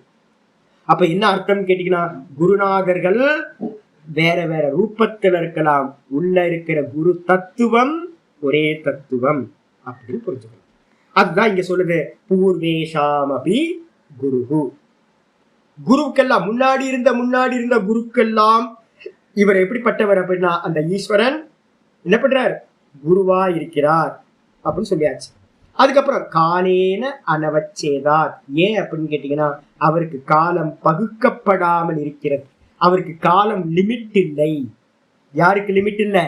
ஈஸ்வரனுக்கு. நம்ம தேகத்திலிருந்து பார்க்கும்போது தான் நம்ம பார்க்கிறோம் காலத்துக்கு உட்பட்டவரா. என்னோட குருநாதர் இறந்து போயிட்டார், சமாதி ஆயிட்டார். என்னோட ஆச்சாரியார் உயிரோட இருக்கார், அவரோட குருநாதர் சமாதி ஆயிட்டார், அவருக்கும் குருநாதர் சமாதி ஆயிட்டார், சங்கரர் சமாதி ஆயிட்டார் அப்படின்னு ஒவ்வொருத்தரையும் நம்ம என்ன பண்றோம்? Date of birth, date of death எல்லாம் வந்து பாத்தீங்கன்னா நம்ம என்ன பண்றோம்? சொல்றோம். வாஸ்தவத்துல ஈஸ்வரனுக்கு date of birth, date of death இருக்கா அப்படின்னு கேட்டீங்கன்னா, அனாதி அனந்தம். ஈஸ்வரனுக்கு என்ன சொல்றோம்? அவர் அனாதி காலத்தில் இருந்தார். அவருக்கு வந்து பாத்தீங்கன்னா எந்த ஒரு பர்த்தும் இல்ல, அவர் உண்டாகாதவர், சுயம்பு. அது மட்டும் இல்ல, சுயம்புன்னு சொல்லக்கூட சொந்தமா உண்டானவர், உண்டாகாதவர். அவருக்கு வந்து பாத்தீங்கன்னா பிறப்பில்லை, அஜக, பிறப்பில்லாதவர். அது மட்டும் இல்ல, இறப்பு இருக்கா அவருக்கு அப்படின்னா இறப்பும் இல்லாதவர். அமிர்த சுரூபம், மரணம் இல்லாதவர். அப்ப என்ன அர்த்தம் கேட்டீங்கன்னா ஆதியும் அந்தமும் இல்லாதவர். அதனால வந்து பாத்தீங்கன்னா இப்பவும் குருநாதர் அந்த ஈஸ்வரன் இருக்கார். எப்படி இருக்கார்? யாரெல்லாம் உபதேசம் பண்றாங்களோ, வியாச பீட்டத்துல வந்து உட்கார்ந்தாங்களோ அவங்களுக்குள்ளார அவர் ஆவிர் பாவம் ஆவார். நான் இப்ப வந்து பாடம் சொல்றேன்ல, இது வந்து பாத்தீங்கன்னா 30 வரைக்கும் நம்ம பாடம் ஆரம்பிக்கிற வரைக்கும் நான் என்ன சொல்ல போறேன்னு எனக்கு தெரியவே தெரியாது. இப்ப கூட அடுத்து நான் என்ன சொல்ல போறேன்னு எனக்கு தெரியவே தெரியாது. இன்னைக்கு பாட்டம் வந்து பாத்தீங்கன்னா நான் உள்ள வரும்போதே இன்னைக்கு பாட்டம் வந்து பாத்தீங்கன்னா உள்ள இருந்து பகவான் என்ன சொல்றாரோ அதுதான் உங்களுக்கு. அப்படிதான் உட்கார்றது. எந்த பிளானிங், எந்த விஷயமும் இதை சொல்லணும் அதை சொல்லணும் அது மாதிரிலாம் எதுவுமே இல்லை. நான் வேற ஏதோ நினைச்சிட்டு வந்தேன், ஆனா வந்து பாத்தீங்கன்னா சொல்றது வேற ஏதோ. அப்ப யாரு உள்ள இருந்து சொல்றா அப்படின்னா அந்தர்யாமி. அந்த உள்ள இருக்கிற குருநாதர் ஈஸ்வர தத்துவம் தான் வந்து பாத்தீங்கன்னா இப்போ உங்களுக்கு டீச்சிங் பண்ணிக்கிட்டு இருக்கு அப்படின்னு எடுக்கணும். அப்ப ஈஸ்வரன் தான் எல்லா குருநாதருக்கும் குருநாதர். சொன்னதுக்கு பிறகு வந்து பாத்தீங்கன்னா ஆச்சாரியர் பாஷ்யத்துக்கு வந்துடுற சின்ன பாஷ்யம் வந்துடும். பூர்வேகி குரவக காலேன அவச்சித்யந்தே.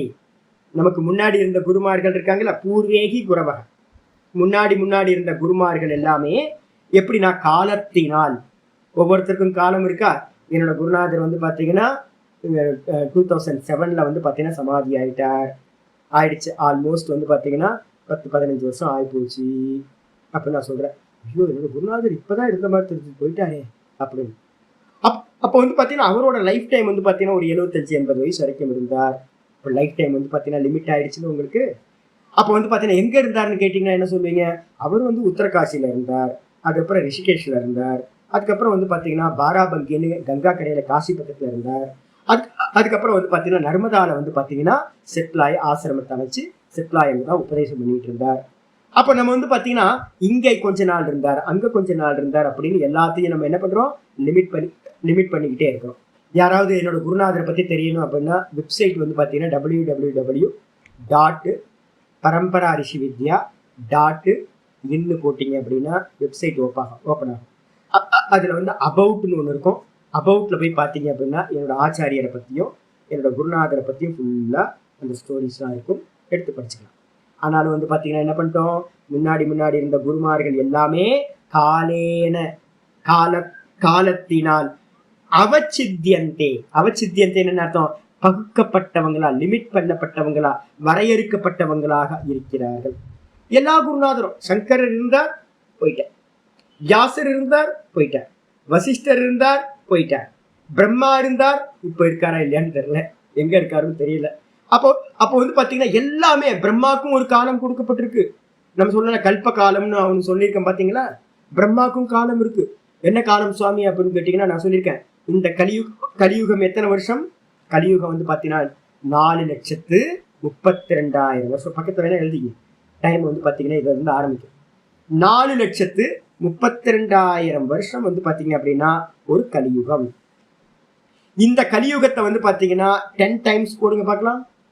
இன்ட்டு 10 போட்டீங்க அப்படின்னா 4,32,000 அது அப்படியே 10 டைம்ஸ் போட்டீங்கன்னா 43,20,000 வருஷம் வந்து பாத்தீங்கன்னா ஒரு சதுர்யுகம்.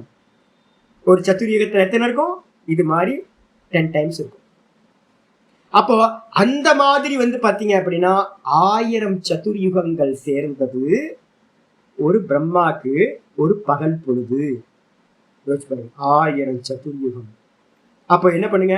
43,20,000 வருஷம் இன்ட்டு 1000 போட்டீங்க அப்படின்னா என்ன வரும்? 432 கோடி வருஷங்கள் வரும். 432 கோடி வருஷங்கள். இமேஜினே பண்ண முடியல. 432 கோடி வருஷங்கள் அவருக்கு ஒரு பிரம்மாக்கு பகல் பொழுது. அதே மாதிரி 432 கோடி வருஷங்கள் சதுர்யுகங்கள் வந்து பாத்தீங்க அப்படின்னா பிரம்மாக்கு ராத்திரி பொழுது. கிரியேஷனே இருக்காது, இருட்டா இருக்குல்ல, நமக்கு எப்படி ராத்திரியில தூங்கிட்டு இருக்கோமோ அதே மாதிரி கிரியேஷன் இல்லாம 432 கோடி வருஷங்கள் வந்து பாத்தீங்கன்னா அவர் இருப்பார். திரும்ப வந்து பாத்தீங்கன்னா வேக்கப் ஆயிட்டு திரும்ப 432 கோடி வருஷங்கள் சிருஷ்டியை பண்ணுவார். திரும்ப இது மாதிரி அந்த பிரம்மாக்கு வந்து பாத்தீங்கன்னா 100 வயசு ஆகணும், 365 நாள் ஆகணும். அது மாதிரி அவருக்கு 100 வயசு ஆச்சு அப்படின்னா அதுக்கு என்ன பேருனா மகா கல்பம்னு பேர். 100 வயசு பூர்த்தி ஆகும் போது அந்த பிரம்மாவோட பதவி என்ன ஆயிடும், போஸ்டிங் கேன்சல் ஆயிடும், அவர் முக்தி ஆயிடுவார். அப்புறம் அந்த போஸ்டிங்க்கு வந்து பாத்தீங்கன்னா வேற ஒரு பிரம்மாவை உட்கார வைப்போம். அப்ப டெய்லி பிரளயம் நடக்குது பாத்தீங்களா, 432 கோடி வருஷங்கள் நடந்தோன ஒரு பிரளயம் உண்டு. அதுக்கு என்ன பேர் அப்படின்னா கல்ப காலம் அப்படின்னு பேர். அதுக்கு என்ன பேரு, கல்ப காலம். அதுக்கப்புறம் மகா கல்பம்னா என்ன அர்த்தம் அப்படின்னு கேட்டா, மகா கல்பம்ன்றது வந்து பாத்தீங்கன்னா பிரம்மாவோட 100 வயசு ஆகும் போது என்டையர் கிரியேஷனே இல்லாம போயிடும். அப்ப வந்து பாத்தீங்கன்னா புது பிரம்மா வருவார். அது வரைக்கும் இருக்கிற காலம் வந்து பாத்தீங்கன்னா மகா கல்பம் அப்படின்னு பேர். பிரம்மாவோட 100 வயசு முடிஞ்சதுக்கு அப்புறம் இருக்கிற இவ்வளவு காலம் யோசிச்சு பாருங்க, இமேஜினே பண்ண முடியாது. சாமி இது மாதிரிலாம் முடியுமா சாமி அப்படின்னு கேட்டீங்கன்னா, நீங்க கொஞ்சம் தூங்கி பாருங்க, தூக்கத்தை டைம் இருக்கா இல்லையா? ஐயோ எருமாடு மாதிரி தூங்கிட்டு வச்சுருந்தா, ஐயோ சில சமயம் நான் மத்தியானம் தூங்குவேன். லீவு நாளில் வந்து பார்த்தீங்கன்னா சில சமயம் தூங்கணும்னா கரெக்டாக வந்து 3/4 மணி நேரத்தில் எழுந்திரிச்சிருவேன். எப்போவுமே 3/4 மணி நேரம், அதான் வந்து 45 மினிட்ஸ் 40 மினிட்ஸ் 30 மினிட்ஸ் இவ்வளோ தான் என்னோட டைம். சில சமயம் வந்து பார்த்தீங்கன்னா ஏதாவது ஃபுட்டு வந்து பார்த்தீங்கன்னா கொஞ்சம் ஓவராக சாப்பிட்டோன்னு வச்சுங்க, ஆசைப்பட்டு அவ்வளோதான். அந்த கிளைமேட்டும் வெளியில் வந்து கொஞ்சம் வேறு மாதிரி இருந்துச்சுன்னு வச்சுங்க, படுத்தா அவ்வளோதான். எந்திரிச்சு பார்த்தா 4 மணியாக இருக்கும். ஐயோ 4 மணி ஆச்சு. சில சமயம் நம்மளால வந்து இமேஜினே பண்ண முடியாது, இவ்வளோ நேரம் தூங்கிட்டுமா, இப்படி தூங்கணும், ஐயோ இவ்வளோ நேரம் எப்படி ஆகிப்போச்சு. நம்ம நிறைய ப்ரோக்ராம்லாம் வச்சுருப்போம், உண்மை தெரியும். அப்போ என்ன அர்த்தம்னு கேட்டிங்கன்னா, தூக்கத்துக்குள்ளார போனீங்கன்னா டைம் என்ன ஆச்சு, இல்லவே இல்லை. அதே மாதிரி சொப்பனத்துக்குள்ளார போனீங்க அப்படின்னா, சொப்பனத்துக்குள்ளார ஏதாவது டைம் இருக்கா சுவாமி அப்படின்னு கேட்டீங்கன்னா, சொப்பனத்துக்குள்ளாரையும் எந்த டைமும் இல்லை. நம்ம கண்ணை முடிச்சு பார்ப்போம், ஒரு பெரிய சொப்பனமே கண்டிருப்போம். நான் டெய்லி அப்பப்போ பார்ப்பேன், சீக்கிரமே முடிச்சிருவோம். முடிச்சதுக்கு அப்புறம் வந்து பார்த்தீங்க அப்படின்னா சின்ன சின்ன தூக்கமாக தூங்குவேன். 5 நிமிஷம் தூக்கம், 10 நிமிஷம் தூக்கம். பக்கத்தில் வந்து பார்த்தீங்கன்னா செல்ஃபோனை வச்சு டைம் பார்த்துப்பேன். டைம் பார்த்துட்டு 5 நிமிஷம் கழிச்சு எந்திரிக்கலான்னு கண்ணை மூடுவேன். கண்ணை மூடணும்னு ஒரு சொப்பனம் வந்துடும். அந்த சொப்பனத்தில் வந்து பார்த்தீங்கன்னா பெரிய பெரிய காட்சிகள்லாம் வந்துடும், நிறைய கிரியேஷன், அங்கே போனேன் இங்கே போனேன் அதெல்லாம் நிறைய நடக்கும். அப்புறம் முடிச்சு பார்த்தா இன்னைக்கு நடந்துச்சு அதே மாதிரி. முடிச்சு பார்த்தா 5 நிமிஷம் தான் ஆச்சு. எனக்கு ஒரே ஆச்சரியமா இருக்கு, 5 நிமிஷம் தான் ஆச்சா. நான் நினைச்சேன் ஏதோ 2 மணி நேரம் தூங்கிருப்போம் போல இருக்குன்னு நினைச்சு பார்த்தா, வேக்கப் ஆகி பார்த்தா இன்னைக்கு நடந்துச்சு. 1:15 வந்து பார்த்தீங்கன்னா முழிப்பு வந்துருச்சு. 1:15 முழிப்பு வந்து, ஐயோ 1:15 முழிப்பு வந்துருச்சு, என்ன பண்றது, இன்னும் கொஞ்சம் 1 மணி நேரம் தூங்கலாமே அப்படின்ட்டு வந்து பார்த்தீங்கன்னா கண்ணு மூணுனா ஒரு சொப்பனம் கண்டு, நல்ல சொப்பனம் கண்டுட்டு வந்து பார்த்தீங்கன்னா வேக்கப் ஆகி பார்த்தா 5 நிமிஷம் ஆயிருக்கா. ஐயோ 5 நிமிஷம் தான் ஆயிருக்கா. ஆனா கண்ட கனவு வந்து பார்த்தீங்கன்னா பெரிய கனவா இருக்கே, எப்படா அது ஒன்றும் புரியல. சரி திரும்ப தூங்கிட்டேன். திரும்ப தூங்கினதுக்கு அப்புறம் ஒரு 2 மணிக்கு 2:15 போல முடிப்பு வந்துச்சு. இன்னும் கொஞ்சம் நேரம், ஒரு 1/2 மணி நேரம் 1 மணி நேரம் இருந்துச்சு. திரும்பவும் இதே ஸ்டோரி. திரும்ப வந்து பார்த்தீங்கன்னா டைம் பார்த்தா, ஐயோ டைம் ஆகலையே, என்ன பண்றது, திரும்ப தூங்குவோம். அப்புறம் தூங்குனா ஒரு சொப்பனம் திரும்ப. அப்புறம் சொப்பனத்தில் வந்து பார்த்தீங்கன்னா வேக்கப் போய் பார்க்குறேன்னு பார்த்தா திரும்பவும் சமயம் ஆகும். அப்போ என்ன அர்த்தம் ஆகுதுன்னு கேட்டிங்கன்னா, சொப்பனத்துக்குள்ளார நம்ம நிறைய காட்சிகள்லாம் பார்க்குறோம், நிறைய கிரியேஷன்லாம் பார்க்குறோம். எல்லாத்துக்கும் அங்கே காலம் வேற, டைம் இருக்கு. இப்போ இருக்கிற காலம் வேற, ஸ்தூலத்திலிருந்து இந்த பாடியிலிருந்து பார்க்குற காலம் வேற, சொப்பன பாடியிலிருந்து பார்க்குற காலம் வேற, டீப் ஸ்லீப்ல இருக்கக்கூடிய காலம் வேற. இதை புரிஞ்சுக்கணும். அப்போ வந்து 432 கோடி வருஷங்கள் வந்து பார்த்தீங்க அப்படின்னா பிரம்மா கிரியேஷனே பண்ணாம இருப்பாரு அப்படின்னா, நீங்க 10 நிமிஷம் தூங்குற தூக்கமும் பிரம்மா வந்து 432 கோடி வருஷங்கள் தூங்கினாருன்னு சொல்றதும் ரெண்டுத்துக்கும் வித்தியாசம் எதுவுமே இல்லை. அதே மாதிரி கிரியேஷன் வந்து பார்த்தீங்க அப்படின்னா ஒருத்தரோட லைஃப் டைம் என்ன கிரியேஷனோ அதே தான் வந்து பார்த்தீங்கன்னா ஒரு பிரம்மாவோட லைஃப் டைம் இந்த மொத்த ஜாகிரதமும் போயிட்டு இருக்கிறது. அதனால காலத்தை வந்து பார்த்தீங்கன்னா எந்த இடத்துல இருந்து பார்க்குறோமோ காலம் அதுக்கேற்ற மாதிரி பின்னாடி யோக சூத்திரத்துல பேச போறோம். அதனால வந்து பார்த்தீங்கன்னா காலத்தை வச்சுக்கிட்டு நம்ம என்ன பண்ண முடியாது. ஆனா எதை வச்சு நம்ம காலத்தை சொல்றோம், தேகத்தை வச்சு. என்னோட குருநாதர் பிறந்தார் ஜெயந்தி, அவருக்கு வந்து பார்த்தீங்கன்னா நிர்வாண திவசம், அவர் வந்து பார்த்தீங்கன்னா சமாதியான நாள் அப்படின்னு ரெண்டுத்தையும் நம்ம என்ன பண்ணிக்கிட்டே இருக்கோம், சொல்லிக்கிட்டே இருக்கோம். சங்கர ஜெயந்தி, அதுக்கப்புறம் சங்கரருக்கு நிர்வாண தினம் என்னன்னு தெரியல, அவருக்கு நிர்வாண தினமே இல்லை. என்னோட குருநாதருக்கெல்லாம் நிர்வாண தினம் கொண்டாடுறோம், ஜெயந்தி மட்டும்தான் கொண்டாடுறோம். அவருக்கு வந்து பார்த்தீங்கன்னா ஆராதனை என்னைக்குன்னு தெரியவே இல்லை. அப்போ வந்து பார்த்தீங்கன்னா மற்ற குருநாதருக்குலாம் எல்லாம் நடந்துட்டு இருக்கு. என்னோட குருநாதருக்கு வந்து பார்த்தீங்கன்னா செப்டம்பர் வந்து பார்த்தீங்கன்னா 21 வந்து பார்த்தீங்கன்னா எப்போவுமே வருஷம் நாங்கள் பண்ணிகிட்டே இருக்கோம் அவரோட நினைவு நாள் அப்படின்னு. அப்போ எல்லாருமே வந்து பார்த்தீங்கன்னா குருநாதர்கள் எல்லாம் பிரம்மா வரைக்கும். எதுக்கு கல்பகாலம் சொன்ன தெரியுமா? நீங்கள் என்ன சாமி ஏதோ போயிட்டாருன்னு நினைக்காதீங்க. பிரம்மாவுக்கும் வந்து பார்த்தீங்கன்னா என்னது, ஆதி குரு பிரம்மா தானே வசிஷ்டருக்கு உபதேசம் பண்ணவர். அவருக்கும் வந்து பார்த்தீங்கன்னா 100 வயசு ஆச்சுன்னா என்ன ஆயிரும், மகாகல்பம். மகாபிரளயம் சொல்லுவோம், மகாகல்பம், மகாபிரளயம், அவருக்கும் எண்டு காடு போட்டாச்சு. அப்ப பிரம்மாவா இருந்தாலும் கூட வந்து பாத்தீங்கன்னா காலத்தினால் பகுக்கப்பட்டவராக இருக்கார். அதான் இங்க சொல்லுது, பூர்வேகி குரவக, முன்னாடி இருந்த குருமார்கள் எல்லாமே காலேன அவச்சித்யந்தே, காலத்தினால் பகுக்கப்பட்டவர்களாகவே இருக்கின்றார்கள். எத்திர அவச்சேதா அவேச்சேதார்த்தேன காலோ ந உபாவர்த்ததே, எவரிடத்தில் வந்து பாத்தீங்கன்னா எந்த பிரம்ம தத்துவத்தினிடத்தில், ஈஸ்வர தத்துவத்தினிடத்தில் காலமானது வந்து பாத்தீங்கன்னா அவரை பகுக்கப்படாததாக இருக்கிறதோ, காலம் வந்து பாத்தீங்கன்னா எவரை வந்து பாத்தீங்கன்னா லிமிட் பண்ணலையோ. அப்ப காலம் லிமிட் பண்ணலன்னா, நான் வந்து பாத்தீங்கன்னா இங்க நீங்க எப்போது ரிஷிகேஷ் போனீங்கன்னா, ஒரு நல்ல ரிஷிகேஷ்ல இருந்து ஒரு 30 கிலோமீட்டர் தள்ளி வந்து பாத்தீங்கன்னா வசிஷ்ட குஃபான்னு ஒரு இடம் இருக்கு, அருமையான இடம். இந்த கேவ்ல உட்காரும் போது ஒரு ஸ்பெஷல் என்ன அப்படின்னு கேட்டீங்கன்னா, நான் அங்க அடிக்கடி போய் தங்குவாங்க, அது ஒரு 3 நாள் 4 நாள்லாம் தங்கிட்டு வருவேன். அப்போ வந்து பாத்தீங்க அப்படின்னா எனக்கு தெரிஞ்ச சுவாமி இருந்தார், இப்ப சமாதி ஆயிட்டாரு, கேரளா சுவாமி இருந்தார், சைத்தன்யானந்தா நினைக்கிறேன். உங்களுக்கு பார்த்துருக்கீங்களா நீங்க சிமி? பார்த்துருக்கீங்களா? இல்லை இல்லை, பார்த்துருக்கீங்களா? இல்லை. அப்போ வந்து சுவாமி உண்டு, அதான் கேரளா சுவாமி. அவர் இப்போ இல்லை இறந்தாச்சு. அப்போ வந்து பார்த்தீங்கன்னா அங்கே போய் நான் தங்குவேன். அந்த கேவில் போய் பார்த்தா என்ன விசித்திரம் தெரியுங்களா உங்களுக்கு? டைம் நான் நினைப்பேன், எனக்கு வந்து ஒரு 20 நிமிஷம் 40 நிமிஷம் 1 மணி நேரம்லாம் எனக்கு வந்து பார்த்தீங்கன்னா நல்லா தெரியும். அதான் பாடியோட இதுபடி ஒரு ஆர்டர் இருக்குது. நான் ஒரு 20 மினிட்ஸ் வந்து பார்த்தீங்கன்னா எப்போ எங்கே உட்கார்ந்தாலும் எனக்கு 20 மினிட்ஸ் கிராஸ் பண்ணும்போது ஒரு லைட்டாக ஒரு கேப் வந்து கிரியேட் ஆகி என்னை வந்து ஷிஃப்ட் ஆகிற மாதிரி ஒரு டிரான்சிட் பீரியட் மாதிரி இருக்கும். நான் வந்து அந்த வசிஷ்ட குஃபாயில ஒவ்வொரு முறையும் போய் உட்காருவேன். நான் என்ன பண்ணுவேன்னு கேட்டீங்கன்னா 20 நிமிஷம் ஆயிருக்கும். நமக்கு தெரியுமே டிரான்சிட் ஆகிறது, தெரியுமே நமக்கு ஒரு லிஃப்ட் கிடைக்கும் நமக்கு. அது கிடைக்கும் அப்படின்னு நான் நினைப்பேன். 20 நிமிஷம் ஆச்சு அப்படின்னு நினைச்சிட்டு கண்ணை மூடி பார்த்தா 3 மணி நேரம் ஆயிருக்கும். ஆச்சரியம், என்னால் நம்பவே முடியல. இன்னும் வந்து பாத்தீங்கன்னா ஒவ்வொரு முறையும் வந்து பாத்தீங்கன்னா அந்த கேவ்ல போய் உட்காரும் போதெல்லாம் எனக்கு வந்து பாத்தீங்கன்னா என்ன விசித்திரம் இருக்கு. வெளியில உட்கார்ந்தா 20 நிமிஷம்ன்றது கரெக்டா இருக்கு, கண்ணு முடிச்சு பார்த்தா 20 நிமிஷம். நான் இப்ப கூட என்னோட டைமர் ஒன்று வச்சிருப்பேன்.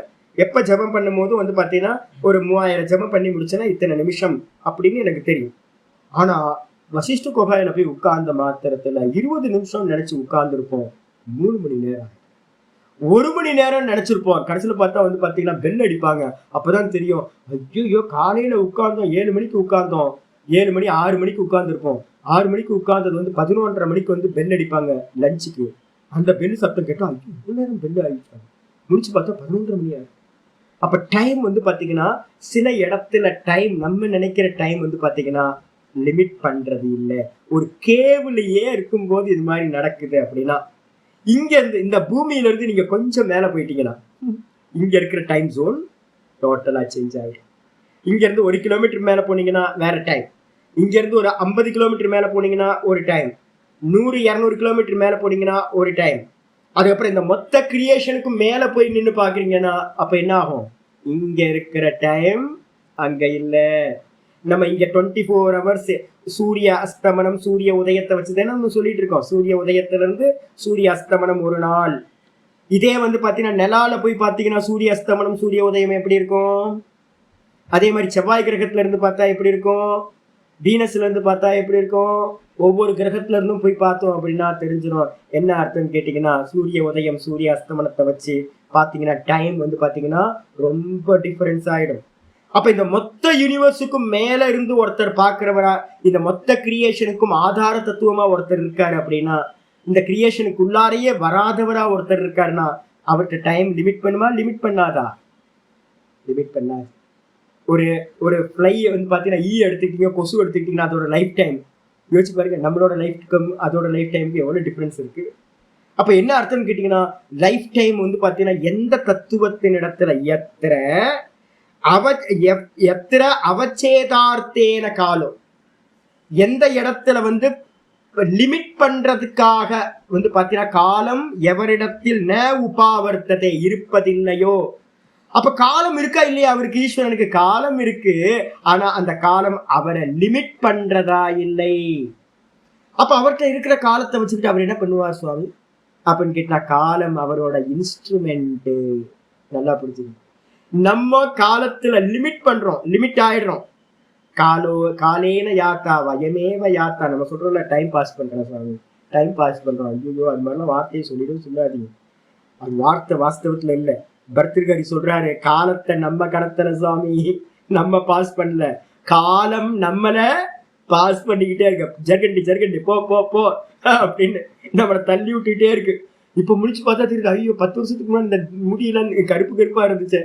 இந்த கொண்டையில இருக்க முடியெல்லாம் வந்து பாத்தீங்கன்னா ஒரு மாத்தாச்சி வருவாங்க, வந்து பாத்தீங்கன்னா சுவாமி உங்களுக்கு இவ்வளவு முடி இருக்கு சுவாமி, எனக்கு என்ன சுவாமி இவ்வளவு சின்னோண்டா இருக்கு. அவங்க கண்ணுப்பட்டு பாத்தீங்கன்னா வயசானவங்க, ஐயோ இப்போ வந்து முடிச்சு போடுறதுக்கு இவ்வளவு சின்னதா ஆயிப்போச்சு, இங்கெல்லாம் முடி இருந்துச்சு போச்சு. காலம் என்ன பண்ணுச்சு, 10 வருஷம் மொத்தத்தையும் போயிடுச்சு. இன்னும் ஒரு 10 வருஷம் கழிச்சு வலிக்கத்தலையாயும் இதைத்தான் கட்டிக்கணும் போல இருக்கு, யாருக்கும் தெரியாம நினைச்சு போச்சு. ஐயோ என்னடா இது 3 வருஷத்துக்கு முன்னாடி இவ்வளவு நிறைய இல்லை. அப்ப காலம் என்ன பண்ணுது, நம்மளை ஜீரணம் பண்ணிக்கிட்டே இருக்கு. என்னைக்கும் காலத்தை பாஸ் பண்றேன்னு சொல்லவே சொல்லாதீங்க, காலம் தான் நம்மளை பாஸ் பண்ணிக்கிட்டு இருக்கு. அப்ப நம்மள எல்லாத்தையும் காலம் பாஸ் பண்ணுது. அப்ப ஈஸ்வரன்ட்ட வந்து அந்த காலம் என்ன பண்ணுது, அவரை லிமிட் பண்றதே இல்லை. ஏன்னு கேட்டீங்கன்னா காலத்துக்கும் அதிபதியா இருக்கிறவர் காலர்னு சொல்லுவோம். உஜ்ஜயினியில வந்து பாத்தீங்க அப்படின்னா மகாகால் அப்படின்னு பேர். ஈஸ்வரனுக்கு வந்து பாத்தீங்கன்னா மகாகால். என்ன அபிஷேகம் தெரியுங்களாங்க, டெய்லி நம்ம ராமச்சந்திர வாசு வந்து டைம் இல்லைன்னு வந்துட்டேன். ஆக்சுவலா என்னன்னா உஜ்ஜயினி போனீங்க அப்படின்னா என்ன பண்ணுங்க, பிளான் பண்ணுங்க, இப்பயே ஆன்லைன்ல புக் பண்ணிட்டு போங்க. ஆன்லைன்ல புக் பண்ணீங்க அப்படின்னா எந்த என்னைக்கு போறீங்களோ அன்னைக்கு காலையில ஒரு அபிஷேகம் இருக்கு.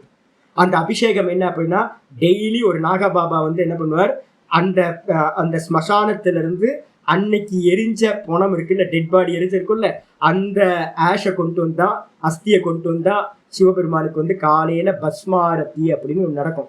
ரொம்ப அற்புதம். ஆமா 3-4 மணி, இப்ப 4:30 தான் நடக்குது நினைக்கிறேன். இப்ப இது பண்ண, ஆனா முன்னாடி 5 மணிக்கு இப்ப ஆரம்பிக்கிறாங்க. ஆனா போயிடணும், முன்னாடியே நாங்க போய் இப்பெல்லாம் வந்து பாத்தீங்கன்னா எல்லாமே ஆன்லைன் புக்கிங் ஆயிடுச்சு. இப்பெல்லாம் நேரடியா போனா கூட கிடைக்கிறது போல இருக்கு. 100 பேருக்கும் எவ்வளவு டிக்கெட் கொடுக்குறாங்க போல இருக்கு. 3 மணிக்கு 2 மணிக்கு. ஆமா, லேடிஸ் எல்லாம் பார்க்க கூடாதுன்னு சொல்லுவோம். நல்ல அற்புதமான ஆரத்தி. அந்த ஆரத்தியில என்ன தெரியுங்களா விசேஷம், அவருக்கு ஈஸ்வரனுக்கு என்ன பேரு, காலகாலர், மகாகால். காலகாலர்னா காலத்துக்கே காலம் நிர்ணயம் பண்றவர். என்ன அற்புதம் பாருங்க, நமக்கெல்லாம் காலம் நம்மளை லிமிட் பண்ணது, காலத்தையே லிமிட் பண்ணக்கூடிய ஒரு தத்துவம் இருக்கு பாத்தீங்களா, அந்த தத்துவம் தான் ஈஸ்வர தத்துவம். அதுதான் இங்க சொல்லுது. என்னன்னு கேட்டீங்கன்னா, எத்திர அவச்சேதார்த்தேன, எவரிடத்தில் காலமானது லிமிட் பண்றதாக இல்லாம ந உபாவர்த்ததே இருப்பதில்லையோ சாயேஷ, அவர்தான் வந்து பாத்தீங்க அப்படின்னா அவருக்கு காலம் அவரை லிமிட் பண்ணவே இல்லை. அப்ப எங்க இருக்கார் ஈஸ்வரன் கேட்டா எங்க சொல்லுவீங்க, ஈஸ்வரன் எங்க இல்லைன்னு கேட்கணும். ஏன்னு கேட்டீங்கன்னா டைம் ஸ்பேஸ் மேட்டர் இந்த 3த்தையும் பிரிக்க முடியாது. இந்த 3த்தையும் என்ன பண்ண முடியாது, டைமையும் ஸ்பேஸையும் மேட்டரையும் பிரிக்க முடியாது. பின்னாடி இதை பத்தி டீட்டெயிலா பேச போறோம். அப்ப என்ன அர்த்தம்னு கேட்டீங்கன்னா, டைம் சொல்லிட்டீங்கன்னாவே அன்லிமிட்டான டைம், அவர் வந்து டைமுக்கு லிமிட் ஆகல. அப்ப அவர் என்ன அர்த்தம், ஸ்பேஸுக்கும் லிமிட் இல்லை. ஏன்னா இந்த கிரியேஷன் பண்ணவரே அவர் தான். அப்படின்னும் போது ஆகாசம்ன்ற ஸ்பேஸ் அதுக்குள்ளதான் நம்ம எல்லாம் இருக்கோம். நம்ம எல்லாம் எதுல லிமிட் பண்ணியிருக்கோம், ஆகாசத்துக்குள்ளார லிமிட் ஆயிருக்கோம்.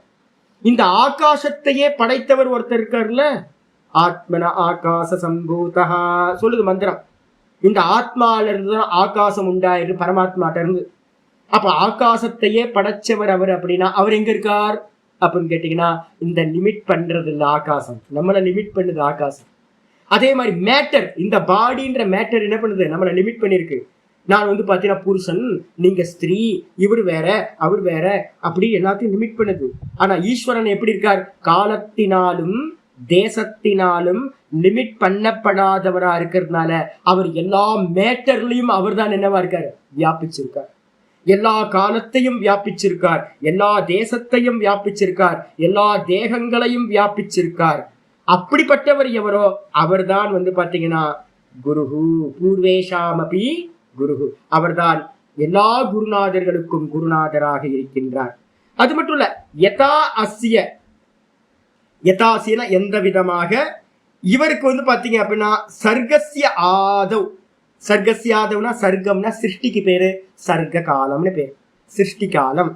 அந்த சர்க்கஸ்ய ஆதவ், சிருஷ்டியோட ஆதி காலத்துல வந்து பாத்தீங்க அப்படின்னா என்ன பண்ணார் அப்படின்னு கேட்டீங்கன்னா, பிரகிருஷத்தயா பிரகிருஷகத்தியா சித்தக. பிரகிருஷ்டகத்தியா சித்தக அப்படின்னா மாயால என்ன சொல்லியிருக்கோம், 3 குணங்கள்.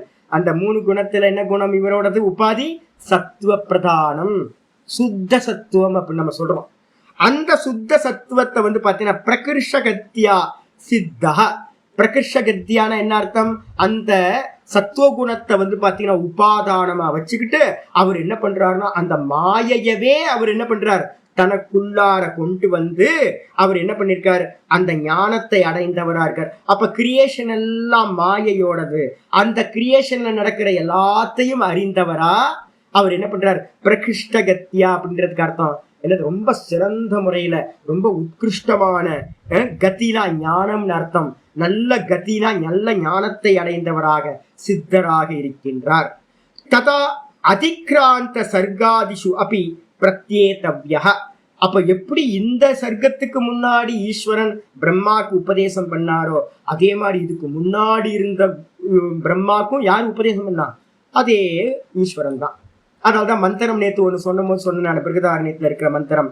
இந்த பிரம்மா வந்து பாத்தீங்கன்னா இந்த கிரியேஷன் எப்படி பண்ணார் அப்படின்னு யாராவது கேள்வி கேட்டாங்கன்னா அதுக்கு வந்து சொல்லுது, தாத்தா யதா பூர்வமகல்பயது ஒரு வாக்கியம் இருக்கு. தாத்தான்றது பிரம்மாவுக்கு பேர் தாத்தா. தாத்தா வந்து பாத்தீங்கன்னா இந்த கிரியேஷன் எப்படிப்பா பண்ணார் அப்படின்னா, நீங்க இப்போ போய் சாம்பார் பண்ணுவீங்கல்ல, எல்லாம் வீட்டுல போய் சாம்பார் எப்படி பண்ணுவீங்க, நேற்று எப்படி பண்ணீங்களோ அதே மாதிரி. நேற்று சாம்பார் எப்படி பண்ணீங்க, முந்தின நாள் பண்ண சாம்பார் மாதிரி. அதுக்கு முந்தின நாள் எப்படி பண்ணீங்களோ அது மாதிரிதான் முந்தின நாள். அது மாதிரிதான் ஒரே மாதிரி தானே குக் பண்ணிட்டு இருக்கீங்க. குக்கிங்கே ஒரே மாதிரி பண்றீங்க பண்ணும்போது இந்த கிரியேஷனை குக் பண்ணதும் சிருஷ்டிகர்த்தா எப்படி பண்ணியிருப்பார், முந்தின கல்பம் எப்படி இருந்துச்சோ, முந்தின கல்பத்துல சிருஷ்டி எப்படி இருந்துச்சோ அதே மாதிரி இந்த கல்ப சிருஷ்டியை பண்ணார். முந்தின கல்பத்துல வந்து பாத்தீங்கன்னா இவர் ஜீவனா இருந்தார், அதை வேற யாரோ கிரியேஷன் பண்ணாங்க, வேற ஒரு பிரம்மா. அந்த பிரம்மா எப்படி கிரியேஷன் பண்ணார், அவருக்கு முந்தின கிரியேஷன் எப்படி இருந்துச்சோ அது மாதிரி அவரோட கிரியேஷனை பண்ணார். இப்போ நீங்க சாம்பார் பண்றது எங்க இருந்து கத்துருப்பீங்க, முதல்ல வீட்டுல இருக்கிற வரைக்கும் அம்மா சமைக்கிறத சொல்லி கொடுத்துருப்பாங்க. அதுக்கப்புறம் கல்யாணம் பண்ணி வீட்டுக்கு வந்தோடனே மாமியார் வந்து இந்த பக்கம் அந்த பக்கம் 2 குத்து இதெல்லாம் சாம்பாரா இப்படிலாம் பண்ணுவாங்களா அப்படின்னு உங்க மாமியார் என்ன பண்ணிருப்பாங்க, அவங்க ஒரு ஸ்டைல உங்களுக்குள்ளார கொண்டு வந்திருப்பாங்க. இப்ப என்ன இருக்கும், உங்க மாமியார் ஸ்டைல் தான் அவங்க செஞ்சுக்கிட்டே இருப்பீங்க. இப்ப இதே மாதிரி வந்து பாத்தீங்க அப்படின்னா முன்னாடி இருந்தவர் அப்படின்னு யாரோ ஒருத்தர் டீச் பண்ணி அதுக்கு முன்னாடி சர்க்கத்துல எப்படி இருந்துச்சோ அதே மாதிரி கிரியேஷன் பண்றார். ஒவ்வொரு பிரம்மாக்கும் அவரோட பழைய இதை வந்து பாத்தீங்கன்னா ஓபன் பண்றவர் யாரு, கண்ணை திறக்கிறவர் யாரு, ஞான கண்ணை, அந்த ஈஸ்வரன் தான். ஓம் அத்த சொல்லி எல்லா கிரியேஷன்லயும் என்ன பண்ற, ஓபன் பண்ணிக்கிட்டே இருக்காரு.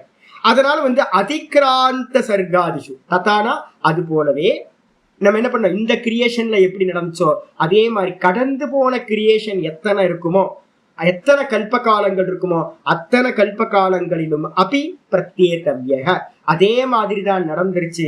ஒவ்வொரு கிரியேஷன்லயும் பரமாத்மா பிரம்மாவை படைச்சு பிரம்மாக்குள்ளார அந்தர்யாமியா இருந்துகிட்டு ஓம் அத்தன்னு சொல்லி அந்த வேதத்தை கொடுத்து வேதத்து மூலமா மொத்த ஞானத்தையும் கொடுத்து இந்த மொத்த கிரியேஷனையும் செய்தார். அப்ப முதல் டீச்சர் யாரு அப்படின்னா அந்த ஈஸ்வரன் தான் முதல் டீச்சர்.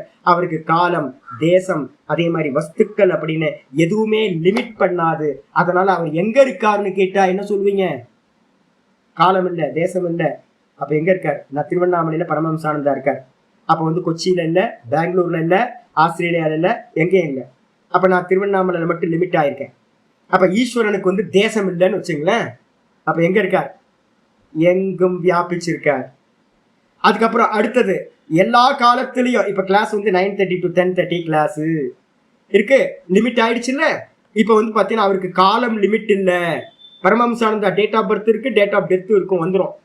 அது மாதிரி ஈஸ்வரனுக்கு இல்ல. அப்ப எங்க இருக்கார், இப்ப இருக்கார். இந்த க்ஷணத்துல ஒவ்வொரு க்ஷணத்திலையும் அவர் இருக்கார். எங்க இருக்கார், ஒவ்வொரு பிளேஸ்லயும் இருக்கார், தேசத்திலையும் இருக்கார். எப்படி இருக்கார், அவரு மேட்டர், எல்லா மேட்டரும் அவர் தான். தங்கம் எங்க இருக்குன்னு கேட்டா என்ன சொல்லுவீங்க, ஆபரணம் ஃபுல்லாத்துலயும் தங்கம் இருக்கு. கம்மல் மூக்குத்தி இல்ல, மூக்குத்தி கம்மல் இல்லைன்னு சொல்லலாம். ஆனா வந்து பாத்தீங்கன்னா தங்கம் கம்மல்லையும் தங்கம் தான், மூக்குத்திலையும் தங்கம் தான், ஒட்டியானத்திலையும் தங்கம் தான். பேஸ் வந்து எல்லாத்துலயும் ஒரே பேஸ் தானே. அப்ப வந்து பாத்தீங்கன்னா ஈஸ்வரன் எங்க இருக்காருன்னா நீங்களும் ஈஸ்வரன் தான், நானும் ஈஸ்வரன் தான், நம்ம எல்லாத்துக்குள்ளாரும் ஈஸ்வரன் இருக்கார். எறும்புல இருந்து ஆரம்பிச்சு எல்லாத்துக்குள்ளேயும் ஈஸ்வரன் இருக்கார். அப்ப அவருக்கு தேச கால வஸ்துக்கள்ல இப்ப நம்ம என்ன பண்ண போறோம், ஈஸ்வரனை பத்தி இவ்வளவு டீட்டெயில் தெரிஞ்சது எதுக்காக அப்படின்னு கேட்டீங்கன்னா நல்லா ஸ்ரத்தை வரது. அப்ப ஈஸ்வரன் எங்க இருக்காருன்னு கேட்டீங்கன்னா எல்லா இடத்திலையும் எங்கேயும் எல்லா வஸ்துக்கள்லையும் எல்லா காலத்திலையும் நீக்கமர நிறைஞ்சிருக்கார் ஈஸ்வரன் அப்படின்னு புரிஞ்சுக்கணும். அப்ப ஈஸ்வர பக்தி எப்படி பண்ணணும், எங்கேயாவது போய் பண்ணலாமா, எங்கேயும் பண்ணலாம், ஃப்ளஷ் அவுட்ல உட்கார்ந்துட்டும் பண்ணலாம். சுவாமி நான் வந்து நேற்று யாரோ இவர் போட்டிருந்தார், நம்ம கண்ணன் வந்து ஒரு மெசேஜ் போட்டிருந்தார். நான் வந்து பார்த்தீங்கன்னா எனக்கு கோபமா வந்துச்சுன்னு மெசேஜ் போட்டிருந்தீங்க, அசௌச்சமா நான் அசௌச்சமா இருக்கேன் கிளாஸ்க்கு வரல அப்படின்னு. யாரும் ஸ்திரீகள்லாம் நினைக்காதீங்க, இன்னும் மெனோ பாஸ் ஆச்சு, எனக்கு இதாச்சு அது ஆச்சு 3 நாள் அது இது, அப்புறம் வீட்டில் டெத் ஆச்சு, வீட்டில் வந்து பார்த்தீங்கன்னா தீட்டாச்சு, அது இதெல்லாம் கண்ட காரணம்லாம் சொல்லவே சொல்லாதீங்க. பரமாத்மாவை நினைக்கிறதுக்கு ஈஸ்வரனை நினைக்கிறதுக்கு என்ன இல்லை, ஈஸ்வரனை நினைக்கிறதுக்கு எந்த ஒரு பாண்டேஜும் இல்லையே அப்படின்னு கேட்டீங்கன்னா அவர் தான் எல்லாமே இருக்கார். கர்மா பண்றதுக்கு தேகம் தேவைப்படுதா, அப்ப கர்மாவுக்கு வந்து தேகம் தேவைப்படுதுன்னா அப்போ சௌச்சம்லாம் பார்க்க வேண்டியிருக்குமா, பார்க்க வேண்டியிருக்கும். அப்ப எந்த கர்மா நீங்க பண்றீங்களோ அந்த இடத்துல எல்லா பேதங்களும் சௌச்சங்களும் வந்துவிடும். வீட்டுல வந்து பாத்தீங்கன்னா டெட் பாடி இருக்குன்னா கோயிலுக்கு போக கூடாது, கோயிலை மூடி வைக்கணும், பூஜை ரூமை மூடி வைக்கணும், இதெல்லாம் நியமம் வச்சுது. 48 நாளைக்கு பண்ணக்கூடாது, 1 வருஷத்துக்கு பூஜைகள்லாம் பண்ணக்கூடாது, இது மாதிரிலாம் நியமங்கள்லாம் இருக்கு. அதே நேரத்துல ஞானத்துக்கு பக்திக்கு இருக்கா, ஞானத்துக்கும் கால இதெல்லாம் இல்லை, சௌச்சங்கள்லாம் இல்லை. பக்திக்கு சௌச்சம் இருக்கான்னு கேட்டீங்கன்னா பக்திக்கும் சௌச்சங்கள்லாம் இல்லை. பூஜை புனஸ்காரம்னு கர்மகாண்டத்துக்கு வரும்போதுதான் இருக்கு. அப்ப ஈஸ்வரனை சிந்தனை பண்றதுக்கு வந்து பாத்தீங்கன்னா எங்கும் இருக்காரு அப்படின்னும் போது, எல்லா அவஸ்தையிலையும் இருக்காரு அப்படின்னும் போது, மனசு எப்படி இருந்தாலும் தேகம் எப்படி இருந்தாலும் ஈஸ்வர ஸ்மரணத்தை வந்து நம்ம என்ன பண்ணலாம், சதா காலமும் பண்ணிட்டு இருக்கலாம். ஏன் சுவாமி சொல்றீங்க, ஓங்காரத்துக்காக தான் அடுத்த சூத்திரம் ஓங்காரம் வருது. கீதால வந்து பாத்தீங்கன்னா தஸ்மாத் சர்வேஷு காலேஷு மாம் அனுஸ்மர யுத்யச்ச அப்படின்னு வார்த்தை சொல்றாரு. அப்ப வந்து பாத்தீங்கன்னா தீட்டுலாம் ஒரு மண்ணாங்கட்டியும் இல்லை, அசௌச்சம்லாம் ஒரு மண்ணாங்கட்டியும் இல்லை. எந்த காலத்திலையும் ஈஸ்வரனை வந்து பாத்தீங்கன்னா நினைக்கிறதுக்கு இல்லை. அதனாலதான் என்ன பண்றாரு அப்படின்னா தஸ்மாத் சர்வேஷு காலேஷு மாம் அனுஸ்மர, எல்லா காலங்களிலும் என்ன பண்ணு, என்னையே ஸ்மரணம் பண்ணிக்கிட்டு. எப்படி ஸ்மரணம் பண்ணிக்கிட்டு யுத்தம் பண்ணுன்ற. அப்ப யுத்தம் பண்ணுனா என்ன அர்த்தம், வெட்டி போட்டுட்டு இருப்பாங்க 4 யுத்தத்துல, யுத்த பூமியில வந்து டெட் பாடியா கிடக்குமா, செத்து போன இடத்துல வந்து பாத்தீங்கன்னா ஈஸ்வரன் நினைக்க முடியுமா, சௌச்சம் பாத்தீங்கன்னா ஒரே ரத்த கலரியா இருக்கும், ரத்தமா இருக்கும். அந்த இடத்துல போய் ஈஸ்வரன் நினைக்கிறதா, ஐயோ ஈஸ்வரன். பக்திக்கு வந்து பாத்தீங்கன்னா ஒரு மண்ணாங்கிட்டே இல்லை. அதான் நான் சொல்லிட்டேன், ஃப்ளஷ் அவுட்ல இருக்கும்போது கூட பகவான சிந்தனை பண்ண முடியும், எங்க இருந்தாலும் பண்ண முடியும். வேதத்துல வந்து பாத்தீங்கன்னா இன்னும் எக்ஸ்ட்ரீமா சொல்லுது, சம்போக காலத்திலையும் ஈஸ்வரனை ஸ்மரணம் பண்ணுன்னு சொல்லுது. எப்படி இருக்கும், குழந்தை பிறக்கிறது எப்படி பிறக்கும், ஈஸ்வரனே அவதாரம் பண்ணுவார். இதெல்லாம் உபாசனையா வச்சிருக்கு சாஸ்திரத்துல. நான் முடிச்சா சாந்தோக்கியெல்லாம் எடுக்க போறேன், அதெல்லாம் எடுக்கும் போது நீங்க பாத்தீங்கன்னா தெரியும், நம்மளோட அமேசிங். ஈஸ்வர ஸ்மரணத்துக்கு எந்த லிமிட்டும் இல்லை, ஈஸ்வரன்கிட்ட வந்து பாத்தீங்கன்னா எந்த பேதங்கள் இல்லை. கர்மத்துல, அதனாலதான் நான் சொல்றது, கர்மத்தை தாண்டி வந்துருங்க. கர்மத்துக்குள்ளார இருந்தீங்கன்னா லிமிட் ஆயிருவீங்க.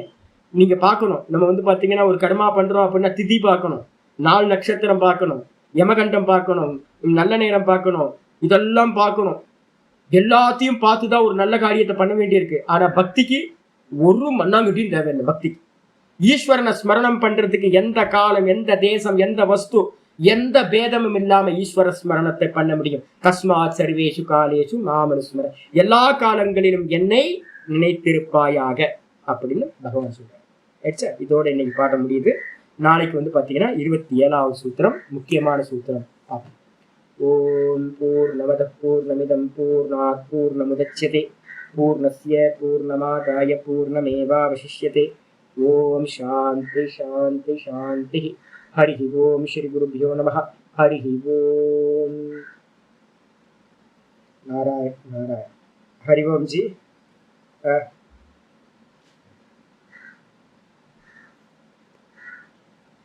இல்ல அதுதான் நான் சொன்னேன், ஞானத்துக்கும் பக்திக்கும் எந்த அசௌச்சமும் இல்லை. அதனாலதான் இவ்வளவு வியாக்கியானம் பண்ணது. அதனால சாமி எனக்கு 3 நாள் சாமின்னு எந்த ஸ்திரீகள் வந்து பாத்தீங்கன்னா ஒதுக்கி போயெல்லாம் உட்காராதீங்க. ஈஸ்வர ஸ்மரணம், ஞானத்தை ஆத்மாவை ஸ்மரணம் பண்ற. ஆத்மா என்ன 3 நாள் ஓடி போயிடுச்சு அவங்களை விட்டு. இல்ல அந்தரியாமையா இருக்கிற ஈஸ்வரன் வந்து பாத்தீங்கன்னா ஐயோ இந்த பாடி வந்து பாத்தீங்கன்னா 3 நாள் தீட்டு, அதனால நான் வந்து பாத்தீங்கன்னா பக்கத்துல தொடமாட்டேன். பூர்வாசிரமத்தெல்லாம் நாங்க ஒரு வீட்டுல இருந்தோம், ஒரு ரயில்வே குவார்டர்ஸ் இருக்கு. அந்த குவார்டர்ஸ்ல என்ன பண்ணுவோம், பெரிய வீடு, ஆபீசர் குவார்டர்ஸ். பேக் கேட் ஒன்று இருக்கும், ஃப்ரண்ட் கேட் ஒன்று இருக்கும். இந்த பேக் கேட்டுக்கு அந்த வீட்டுக்கும் நடுவில் ஒரு பெரிய தோட்டம். இந்த பேக்கு கேட்டுக்கு பின்பக்கம் வந்து பார்த்தீங்கன்னா ஒரு சின்னதாக ஒரு கொட்டகை மாதிரி ஒன்று போட்டு வச்சுருப்பாங்க. என்னோட பூர்வாசிரமத்தில் என்னோட அக்காக்கள்லாம் பார்த்தா, எங்கள் அக்காக்கள்லாம் என்னோட அம்மா மாதிரி, 2வது அம்மா தான். அக்காக்கள் எல்லாமே வந்து அம்மா மாதிரி தான். நான் ரொம்ப கடைசி பையன். இந்த பார்த்தா வந்து பார்த்தீங்கன்னா அந்த 3 நாள்னு கொண்டு போயிட்டு ஜெயிலில் போடுற மாதிரி வந்து பார்த்தீங்கன்னா பின்னாடி போய் போட்டு வச்சுருவாங்க. நான் போய் என்ன 3 நாள் அக்காவை பார்க்க முடியாது. ஐயோ எனக்கு அக்காக்களை பார்க்கவே கூடாதுவாங்க. ஒரு ஸ்க்ரீன் மாதிரி ஒரு இதை வந்து போட்டு கட்டி வச்சிருப்பாங்க. அதுவும் வந்து ஸ்க்ரீனு கட்ட மாட்டாங்க, என்னன்னா இந்த கோணி பையை எடுத்து கட்டி வச்சிருப்பாங்க.